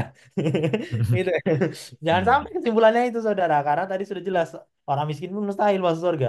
Tapi Ya. maksudnya ja- fill in the blanks itu maksudnya. Apa yang membuat kita cinta diri? Apakah kekayaan? Apakah mobil kita? Apakah barang? Apakah pekerjaan kita? Apakah status sosial kita? Apakah status di gereja kita? Hmm. Gitu kan? Apa? Fill in the blank. Apa yang membuat kita cinta diri? Mungkin itu yang Tuhan ingin tegur. Mungkin itu yang Tuhan ingin tunjukkan penyakit dalam tabiat kita. Nah, mungkin itu sedikit tambahan. Oke. Oke, terima kasih ya Bill ya. Mari kita lanjutkan. Kita baca ayat 32 sampai 34. 32 sampai 34. Pemberitahuan ketiga tentang penderitaan Yesus. Yesus dan murid-muridnya sedang dalam perjalanan ke Yerusalem dan Yesus berjalan di depan. Murid-murid merasa cemas dan juga orang-orang yang mengikuti dia dari belakang merasa takut. Sekali lagi Yesus memanggil kedua belas muridnya dan ia mulai mengatakan kepada mereka apa yang akan terjadi atas dirinya. Katanya, sekarang kita pergi ke Yerusalem dan anak manusia akan diserahkan kepada imam-imam, kepala dan ahli-ahli Taurat. Dan mereka akan menjatuhi dia hukuman mati. Dan mereka akan menyerahkan dia kepada bangsa-bangsa yang tidak mengenal Allah. Dan ia akan diolok-olokkan, diludahi, disesah, dan dibunuh. Dan sesudah 3 hari ia akan bangkit. Oke ya. Kita baca di ayat 32 itu, Yesus dan murid-muridnya sedang dalam perjalanan ke Yerusalem Mm-mm. dan Yesus berjalan di depan. Ya, here we go. Akhirnya kita semakin dekat dengan dengan apa yang kita lihat di akhir kitab Markus ya. Penderitaan Yesus, kematian Yesus, kebangkitan Yesus.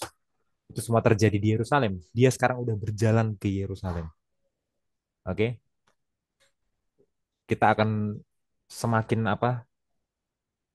Ya, kita akan melihat ini semakin dramatis ya.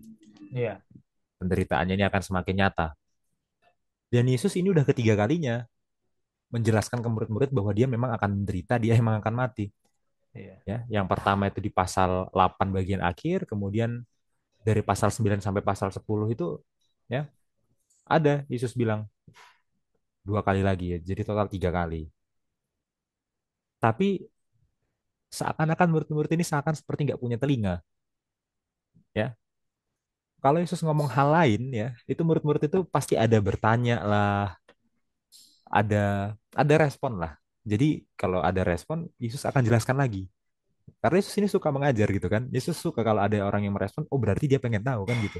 Iya. Sama kayak tadi waktu Petrus bertanya tentang masalah hal untuk masuk kerajaan surga hubungannya dengan kekayaan dan lain-lain gitu kan. Petrus tanya kan Yesus nggak marahin. Waktu Petrus tanya, Yesus kasih tahu penjelasannya gimana kan gitu ya. Ya. Ini Yesus ngomong gini, mereka nggak ada yang tanya apa-apa, mereka nggak respon apa-apa, lewat begitu saja. Ya, jadi kadang-kadang memang kalau kita udah nggak mau percaya sama sesuatu, nggak mau nggak mau mendengar sesuatu itu kita bisa bisa nggak sengaja itu sengaja nggak sengaja saya nggak tahu, tapi kita bisa seakan-akan mengabaikan itu, seakan-akan itu nggak ada. Mm-mm. Ya, itulah yang namanya orang yang mau mendengar hanya hal yang mereka inginkan aja, Iya. gitu ya. Bukan berarti hal yang mereka nggak suka itu nggak ada. Mungkin ada yang pernah ngomong, mungkin pernah dikhotbahkan, mungkin ada yang pernah nasehatin, tapi jadi lalu aja karena tutup kuping. Ya, seakan-akan mau mengkondisikan diri, pokoknya nggak, udah cuekin, cuekin. Iya. Seakan-akan kalau kalau mereka cuekin omongan Yesus ini jadi nggak bener omongan Yesus ini Jadi, gitu loh. jadi nggak terjadi. Jadi nggak terjadi. Ya, bener-bener dicuekin omongan ini.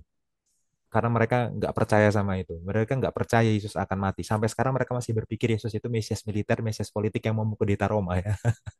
Mereka nggak percaya Yesus mati. Jadi mereka nggak dengarkan ini. Mereka anggap ini angin lalu. Nah gitu ya. Coba kita lanjutkan, Bill. Kita lanjutkan ayat 35 sampai berapa tuh? Sampai 45 langsung aja semuanya. Oke. Permintaan Yakobus dan Yohanes bukan memerintah melainkan melayani. Lalu Yakobus dan Yohanes, anak-anak Zebedius, mendekati Yesus dan berkata kepadanya, Guru, kami harap supaya engkau kiranya mengabulkan suatu permintaan kami. Jawabnya kepada mereka, apa yang kamu kehendaki aku perbuat bagimu? Lalu kata mereka, perkenankanlah kami duduk dalam kemuliaanmu kelak, yang seorang lagi di sebelah kananmu dan yang seorang di sebelah kirimu. Tapi kata Yesus kepada mereka, kamu tidak tahu apa yang kamu minta. Dapatkah kamu meminum cawan yang harus kuminum dan dibaptis dengan baptisan yang harus kuterima? Jawab mereka, kami dapat. Yesus berkata kepada mereka, memang kamu akan meminum cawan yang harus kuminum dan akan dibaptis dengan baptisan yang harus kuterima. Tetapi hal duduk di sebelah kananku atau di sebelah kiriku, aku tidak berhak memberikannya. Itu akan diberikan kepada orang-orang bagi siapa itu telah disediakan. Mendengar itu, kesepuluh murid yang lain menjadi marah kepada Yakobus dan Yohanes. Tapi Yesus memanggil mereka lalu berkata, kamu tahu bahwa mereka yang disebut pemerintah bangsa-bangsa memerintah rakyatnya dengan tangan besi, dan pembesar-pembesarnya menjalankan kuasanya dengan keras atas mereka. Tidaklah demikian di antara kamu. Barang siapa ingin menjadi besar di antara kamu, hendaklah ia menjadi pelayanmu. Dan barang siapa ia menjadi yang terkemuka di antara kamu, hendaklah ia menjadi hamba untuk semuanya. Karena anak manusia juga datang bukan untuk dilayani, melainkan untuk melayani dan untuk memberikan nyawanya menjadi tebusan bagi banyak orang. Ya, ya, bukan hanya dicuekin, ya, tiba-tiba mereka ganti topik. Bukan hanya dicuekin omongan Yesus, mereka ganti topik jadi ngomongin topik lain dan topik lainnya adalah topik yang bahkan bertentangan dengan Yesus bilang. Yesus bilangnya apa? Penderitaan, kematian. Mereka ngomonginnya apa? Jabatan, jabatan. Lebih khusus Yakobus dan Yohanes. Ya, bukan berarti murid-murid yang lain berlaku baik di sini. Murid-murid yang lain juga marah kok. Jadi mereka juga punya rasa iri terhadap jabatannya. Tapi maksudnya gini, Yakobus dan Yohanes ini mungkin ingat dengan momen Yesus dimuliakan di atas gunung. Markus 9. Betapa mulianya Yesus waktu dimuliakan di atas gunung kan? Ya, Yesus berubah rupa dengan rupa kemuliaan. Ada Musa, ada Elia di situ.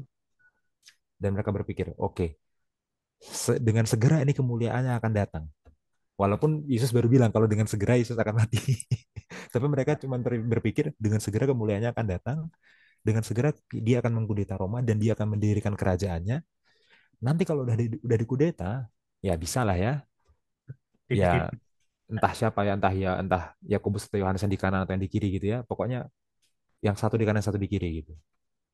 Itu siapa tadi yang di kanan yang di kiri ya? Pokoknya salah satu yang kanan, salah satu yang kiri gitu. Saya lupa ya. Ada tadi Iya. dikatakan kayak gitu.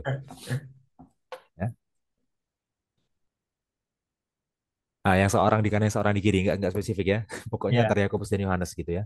Ah, Dan Yesus bilang, kamu nggak ngerti permintaan kamu ini betapa beratnya, ya.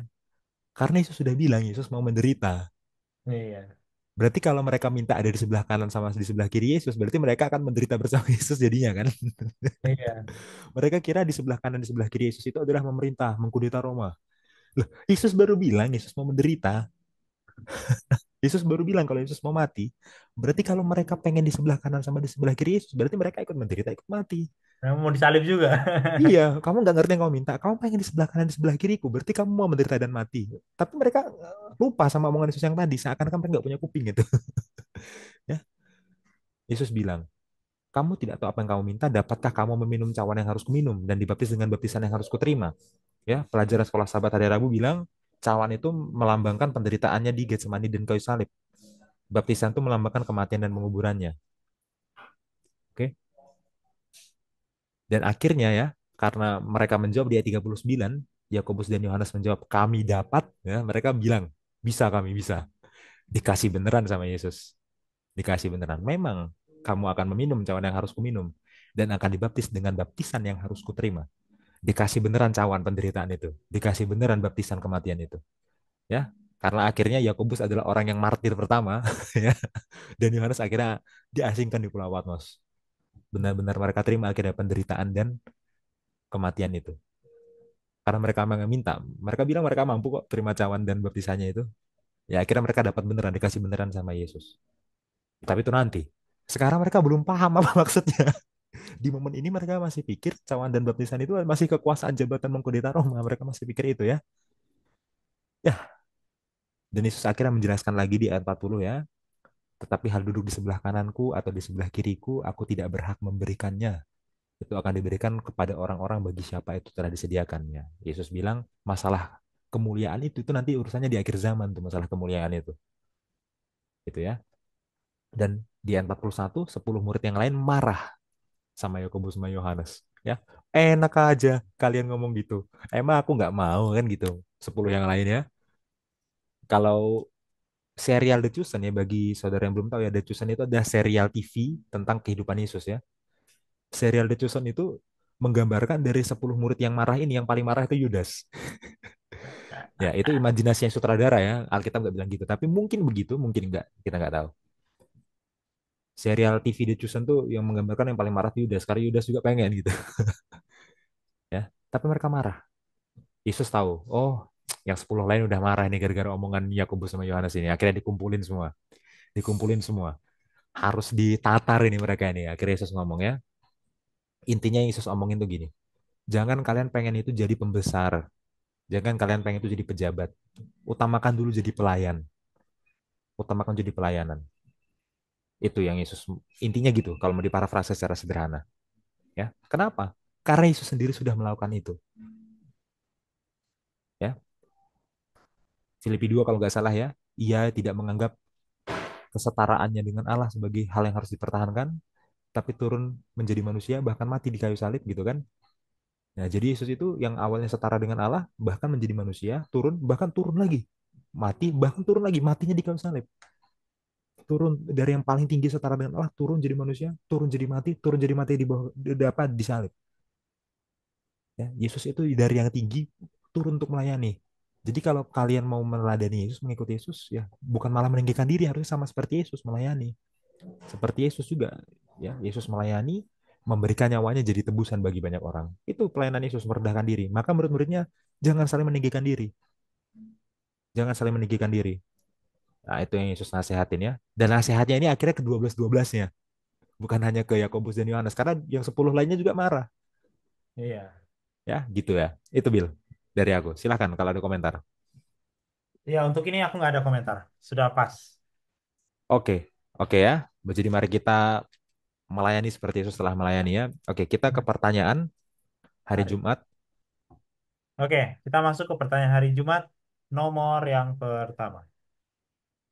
Cara apakah, cara apa sajakah yang dapat Anda lakukan untuk menolong anak-anak dan orang muda tetap terhubung dengan Kristus dan anggota gereja? Mengapakah begitu penting bagi kita untuk melakukan hal ini? Ya, gimana Mas Jansen? Silahkan Bill. Jawab dulu. Oh, Silahkan, aku dulu. silahkan. Nah, Iya, pertama anak-anak dan orang muda ya. Menolong anak-anak dan orang muda tetap terhubung dengan Kristus dan anggota gereja. Ya, ini ada dua aspek. Yang pertama terhubung dengan Kristus. Ya, hubungan Kristus ini saya rasa harus dimulai itu sih. Itu nggak bisa kalau nggak dimulai dari rumah. Melalui pagi, malam, membaca Alkitab secara pribadi. Nah, ini yang menurut saya sering terlewatkan yang membaca Alkitab secara pribadi karena seolah-olah kalau udah renungan pagi atau renungan malam itu ya udah nggak usah baca Alkitab sendiri gitu. Sesuai kapasitasnya, apakah itu anak-anak ataupun orang muda. Tapi harus dibiasakan membaca Alkitab secara pribadi. Dan itu harus dimulai dari rumah. Itu harus dimulai dari rumah. Jadi ini menurut saya adalah tugas yang besar bagi para orang tua untuk menolong mereka tetap terhubung dengan Kristus. Gitu. Nah, kalau yang lain bagaimana terhubung dengan anggota gereja, gitu kan? Karena ada dua aspeknya menurut saya. Ya, terhubung dengan anggota gereja itu contoh paling masuk akalnya adalah aktif di kegiatan gereja. hmm, Ya, hmm, apakah itu kelas kemajuan, sekolah sabat, artinya sekolah sabat itu nggak boleh telat. hmm. Itu beban orang tua juga, ya kan? Iya, Atau di PA, atau di retreat, atau whatever it is lah. Jadi kalau hmm, kita nggak aktif, bagaimana mungkin bisa terhubung dengan anggota gereja? Itu kan logika sederhananya. Kan orang ketemunya cuma di kegiatan gereja, kan nggak mungkin anggota gerejanya di sana. Ya kalau hoki-hoki satu sekolah gitu kan. Tapi yang paling mudah dilakukan adalah aktif di kegiatan gereja. Nah, kalau anak-anaknya aktif di kegiatan gereja, artinya orang tua juga harus aktif di kegiatan gereja. ya betul, betul. Keluarga harus aktif di kegiatan gereja. Nah, itu ya, itu yang harus menurut saya yang bisa kita lakukan untuk menolong. Mengapa begitu penting bagi kita untuk melakukan hal ini? Karena mereka masih muda untuk diajar. Itu kata Yesus. Mereka masih Ya, muda untuk untuk diberitahu sesuatu yang benar. Nah, nanti pada saat mereka sudah muda, sudah mulai tua, nah, sudah ada perisainya. Oh, saya aktif bukan karena orang tua saya, memang karena itu adalah hal yang benar. Oh, saya baca Alkitab pribadi bukan karena disuruh saja, tapi juga karena itu hal yang benar. Gitu. Jadi itu penting karena mereka masih muda, mereka masih anak-anak dan mudah untuk diberi tahu, mudah untuk diberi kesan positif tentang Kristus dan tentang keaktifan di gereja.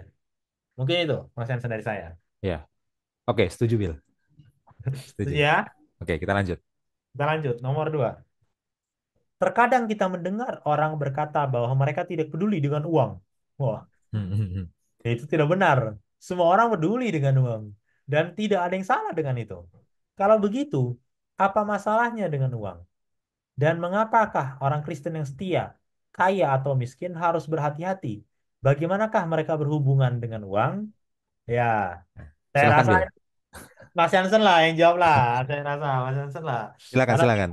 karena saya tahu kok Anda akan memakai Amsal kan. Iya. Monggo. Ya, jadi uang itu memang memang penting ya, saudara-saudara semua ya.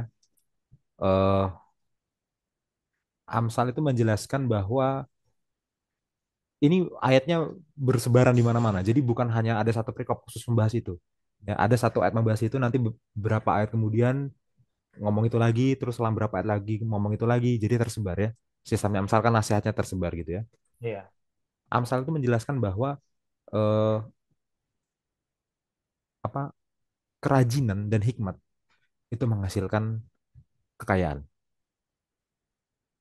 Kita aja pakai istilah uang lah, menghasilkan uang gitu ya. Ya, lebih mudah lah Menghasilkan menghasilkan uang. uang. Ya, Nah, menghasilkan uang. Oke. Dan apa manfaatnya uang? Uang itu bermanfaat untuk menavigasi kehidupan. Menavigasi kehidupan. Artinya gini, tantangan-tantangan dalam kehidupan itu lebih mudah. Lebih mudah. Bukan berarti kalau tanpa itu nggak bisa ya. Lebih mudah dijalani kalau ada uangnya. Itu kata Amsal. Oke. Ini adalah fakta yang harus kita terima. Jadi gini, berdasarkan fakta ini, maka kita harus berusaha untuk hidup rajin dan kita harus berusaha untuk berhikmat supaya kita bisa menghasilkan uang lebih, supaya kita bisa lebih mudah menjalani hidup. Ya, kalau tiba-tiba ada kebutuhan darurat, tiba-tiba ada hal-hal tidak terduga, itu lebih mudah kalau uangnya ada, gitu. Tapi jangan sampai ya kita membaca ayat ini dengan cara yang salah, membaca Amsal dengan cara yang salah, terus kita melihat bahwa semua orang miskin itu adalah orang tidak rajin dan orang tidak punya hikmat. Itu iya. salah. Inilah cara membaca Amsal.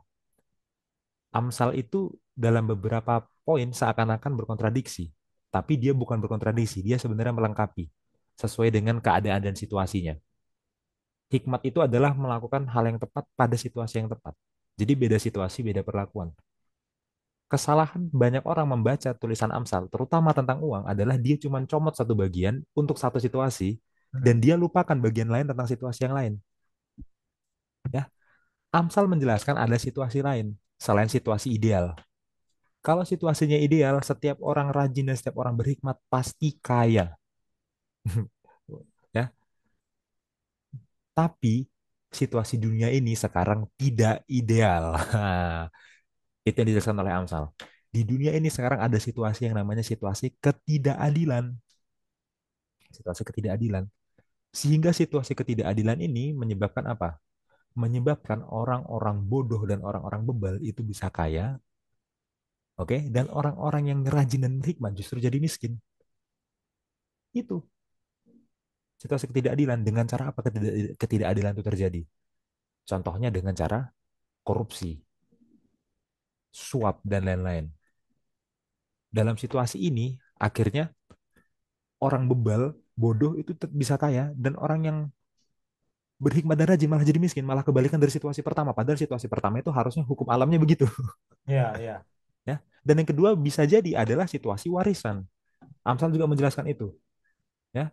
Amsal menjelaskan itu. Ada orang rajin dan berhikmat, dia kaya, dia punya anak bebal, bodoh, tapi anaknya tetap kaya karena warisan orang tuanya.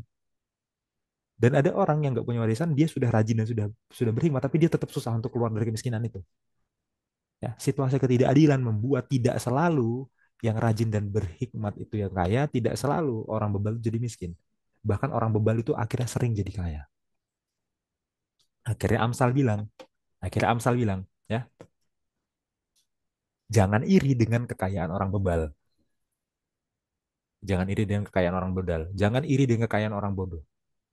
Ya, karena yang paling penting dari semuanya itu apa? Akhirnya kata Amsal, takut akan Tuhan.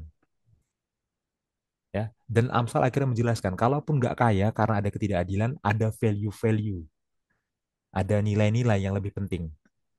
Ya, nilai itu apa? Rasa hormat, nama baik, cinta kasih, itu lebih penting. Jadi kalaupun situasi ketidakadilan membuat seseorang tidak bisa jadi kaya dan justru orang bebal dan bodoh yang jadi kaya, yang penting, yang lebih penting dari kekayaan ini ada, dan yang terpenting lagi, takut akan Tuhan.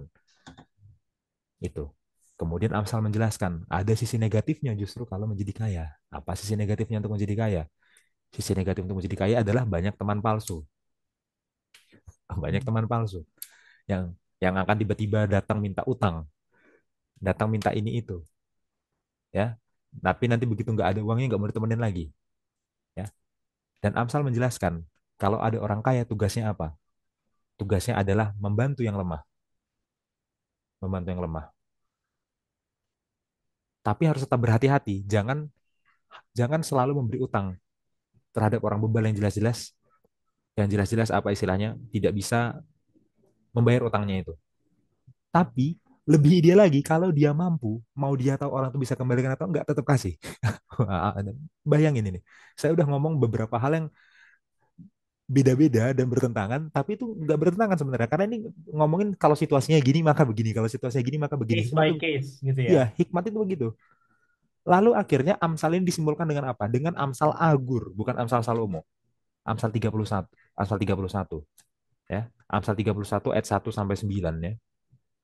Akhirnya Amsal itu bilang, "Jauhkanlah, jauhkanlah hambamu dari kekayaan, supaya tidak sombong dan merasa nggak bertuhan lagi.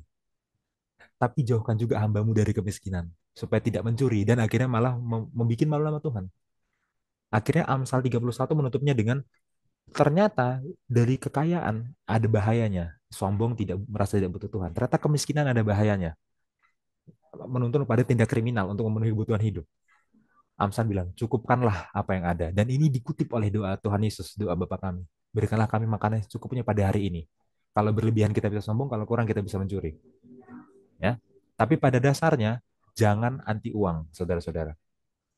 Pergunakanlah uang dengan baik, tapi kalau seandainya saudara tidak punya uang, jangan berkecil hati karena kemungkinan besar itu ada karena situasi ketidakadilan. Kecuali kalau saudara memang malas. Nah, itu saudara harus introspeksi diri. Tapi kalau saudara sudah rajin dan berhikmat, tapi masih miskin, ya itu kemungkinan karena situasi ketidakadilan. Dan jangan berkecil hati, jangan iri karena itu. Intinya apa? Biarlah hidup kita selalu cukup, ya. Dan biarlah kita gunakan, kalau kita akhirnya punya uang, gunakan untuk kemuliaan nama Tuhan. Gunakan untuk kemuliaan nama Tuhan. Gunakan untuk membantu yang miskin, gunakan untuk pekerjaan Tuhan. Kalau kita punya uang. Akhirnya itu. Ya, jangan kita jatuh ke ekstrim satu, anti uang. Jangan kita jatuh ke ekstrim yang kedua, ya, bahwa ya semua orang yang miskin itu adalah semua orang bodoh. Semua orang, itu dua ekstrim yang salah. Amsal itu hikmatnya sangat bagus, dia benar-benar tepat di setiap situasi. Dia benar-benar nggak punya satu sudut pandang kayak kacamata kuda doang, nggak. Iya. Uang itu harus seperti itu. Seperti itu, Bill. Silahkan kalau ada tanggapan. Ya, menurut saya ini sudah lebih dari cukup ya untuk menjelaskan cara mengelola uang dan cara memandang uang lah, bukan mengelola lah. Cara Ya, memandang uang. Uang itu karena pertanyaannya kan menurut kamu uang itu penting atau enggak gitu kan? ya, Apakah kamu kaya, miskin? Mengapa orang Kristen yang setia itu kaya atau miskin gitu? Nah, dan benar tadi Mas Henson sudah bilang realitanya hidup ini tidak adil. Gitu. Realitanya hidup ini tidak adil. Ya itulah realita kita saudara yang kita hidup ya kan di zaman ini, dan itulah pentingnya hikmat dalam ketidakadilan ini, bagaimana kita selalu merasa cukup. Nah, itu dia, itu yang lebih penting, merasa cukup karena Tuhan yang cukupkan, Tuhan yang berkati, Tuhan yang pelihara. Mungkin itu Mas Hansen. ya. Oh ya, mohon maaf ya saudara-saudara, saya nggak kutip semua ayatnya satu-satu karena ini ayatnya puluhan dan tersebar. Ya, Iya. jadi saya langsung rangkum satu kitab Amsal yang tentang uang dari pasal 1 sampai pasal terakhir. Itu. Itu saya lupa itu yang terakhir tuh Amsal Agur itu 31 atau 30. Coba saya cek dulu. Bentar. Oke, oke. Sebentar ya, saya buka Alkitab dulu ya. Eh Amsal 3. 30, Will. 30 ya. Amsal 30. Lebih tepatnya itu ayat 7 sampai 9. Oke. Ya. Nah, nanti Ya. teman-teman bisa buka itu. Amsal 30 ayat Oke, sampai mungkin 9. kapan-kapan kita bikin satu sesi tentang ini khusus, Will. Tentang Ya, Amsal supaya ya. kita lebih detail kutip ayatnya satu-satu kan dari semua yang tadi kan ini kan tadi saya ngerangkum gitu. Iya, iya, iya. Oke, oke. Oke. Oke, teman-teman, kita lanjut. Untuk yang nomor 3 ini kita skip ya. Jadi kita Ya. akan langsung ke nomor 4.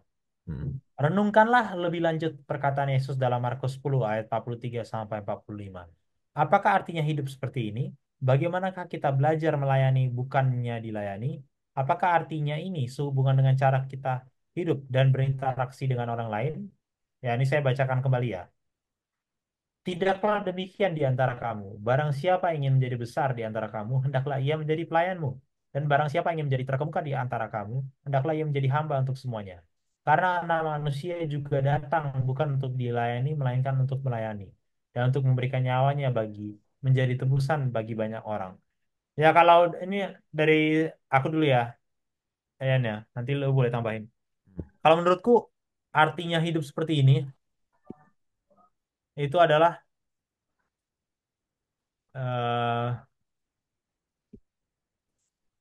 hidup yang tidak mementingkan diri. Iya. Itu sih menurutku. Orang yang tidak mementingkan diri itu tidak akan maksudnya gini, kalau kita hidup tidak mementingkan diri, maka yang kita lakukan itu pasti pelayanan. Nah, itu maksudku. Jadi jangan kita pikir, oh, apa yang saya harus bisa layani ya? Apa yang saya bisa layani? Jadi pelayanan itu bukan sesuatu yang kayak tombol on off gitu loh kayak, oh ini kegiatan melayani. Ini maksudnya kayak gitu loh. Tapi pelayanan itu adalah menurutku adalah by product dari the way of life yang tidak mementingkan diri. Kalau Hmm. lu nggak mementingkan diri, pasti lu akan melakukan semua yang adalah itu yang lu lakukan itu adalah pelayanan. Yang Iya. yang yang kita lakukan itu adalah pelayanan. Nah, apapun itu, you name it. Apakah dalam pekerjaan, misalnya orang minta bantu. Kalau kita cuma mikir, ah gue akan bantu, nanti dia naik jabatan, terus gue nggak bisa ini ya. Nah, itu kan, itu dari pekerjaan. Belum lagi di gereja, kegiatan di gereja. Ada banyak, gitu kan. Nah, jadi menurutku, bagaimana kita belajar melayani, bukannya di ya, coba kita berpikir apa ya tabiat saya yang mementingkan diri. Mungkin kita bisa mulai dari situ untuk belajar, ya. Karena kita juga punya banyak apa namanya kesalahan, kita juga banyak punya ego, gitu kan. Jadi mungkin bisa mulai dari situ. Introspeksi diri apa ya kira-kira yang saya lakukan itu yang adalah mementingkan diri banget lah keinginan saya, gitu kan. Nah, mungkin itu kalau dari saya Mas Henson. Mungkin Ya. Oke, tambahan. Bill. Setuju, setuju, Bill. Setuju ya? Ya. Oke, kalau begitu kita sudah selesai di dengan pelajaran kita dan kita masuk ke saran poin diskusi. Saran poin diskusi bagi guru SS. Oke, monggo kita mulai dari mana nih? Iya. eh Jelaskan ini dua aliran pemikiran dari orang Farisi ya, Beit Shammai dan Beit Hillel, pandangan mereka tentang perceraian. Ya, Hmm. mungkin kalau teman-teman nggak benar-benar bisa menjelaskan dari misnahnya, jelaskan aja kalau intinya lah. Ini ngomong apa Intinya gitu. ya, Syama itu gimana, intinya gimana, Hilal intinya gimana, gitu ya. Lalu Iya. jelaskan yang ideal gimana menurut Yesus, Iya. ya. Yang ideal bagaimana menurut Yesus dan itu jelas merujuk kepada pernikahan di kitab Kejadian, Kejadian 1, Kejadian 2. Hmm. Nah, itu kemudian anak-anak ya, jangan menghalangi anak-anak kepada Tuhan dan harus punya hati seperti anak-anak untuk menerima kerajaan Allah. Hmm.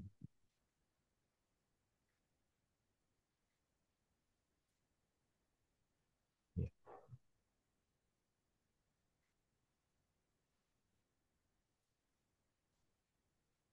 untuk menerima kerajaan Allah. Ya. Oke. Oke. Setelah itu mengenai kepemilikan ya, jelaskan prioritas kita. Ya. Prioritas kita adalah Tuhan. Jadi jangan sampai uang atau hal lainnya itu menempati yang paling atas di atas Tuhan. Oke. Dan jelaskan kesalahpahaman tentang lubang jarum. Ya. Lubang jarum itu bukan gerbang kecil di Yerusalem. Ya. Memang ada gerbang kecil di Yerusalem, tapi itu baru dibangun 900 tahun setelah zaman Yesus. Jadi lubang jarum yang Yesus maksud itu lubang jarum beneran. Iya. Ya. Lalu eh, jelaskan juga ya dialog Yesus dengan Petrus. Karena setelah orang muda itu pergi kan, justru yang penasaran itu malah Petrus kan, yang Iya. penasaran dengan apa yang terjadi dengan teologinya, keselamatan dan perbuatan itu malah Petrus. Iya. Oke, habis itu ya eh, tentang pelayanan, tentang pelayanan belajar dari eh, keegoisan murid-murid tentang pelayanan itu ya.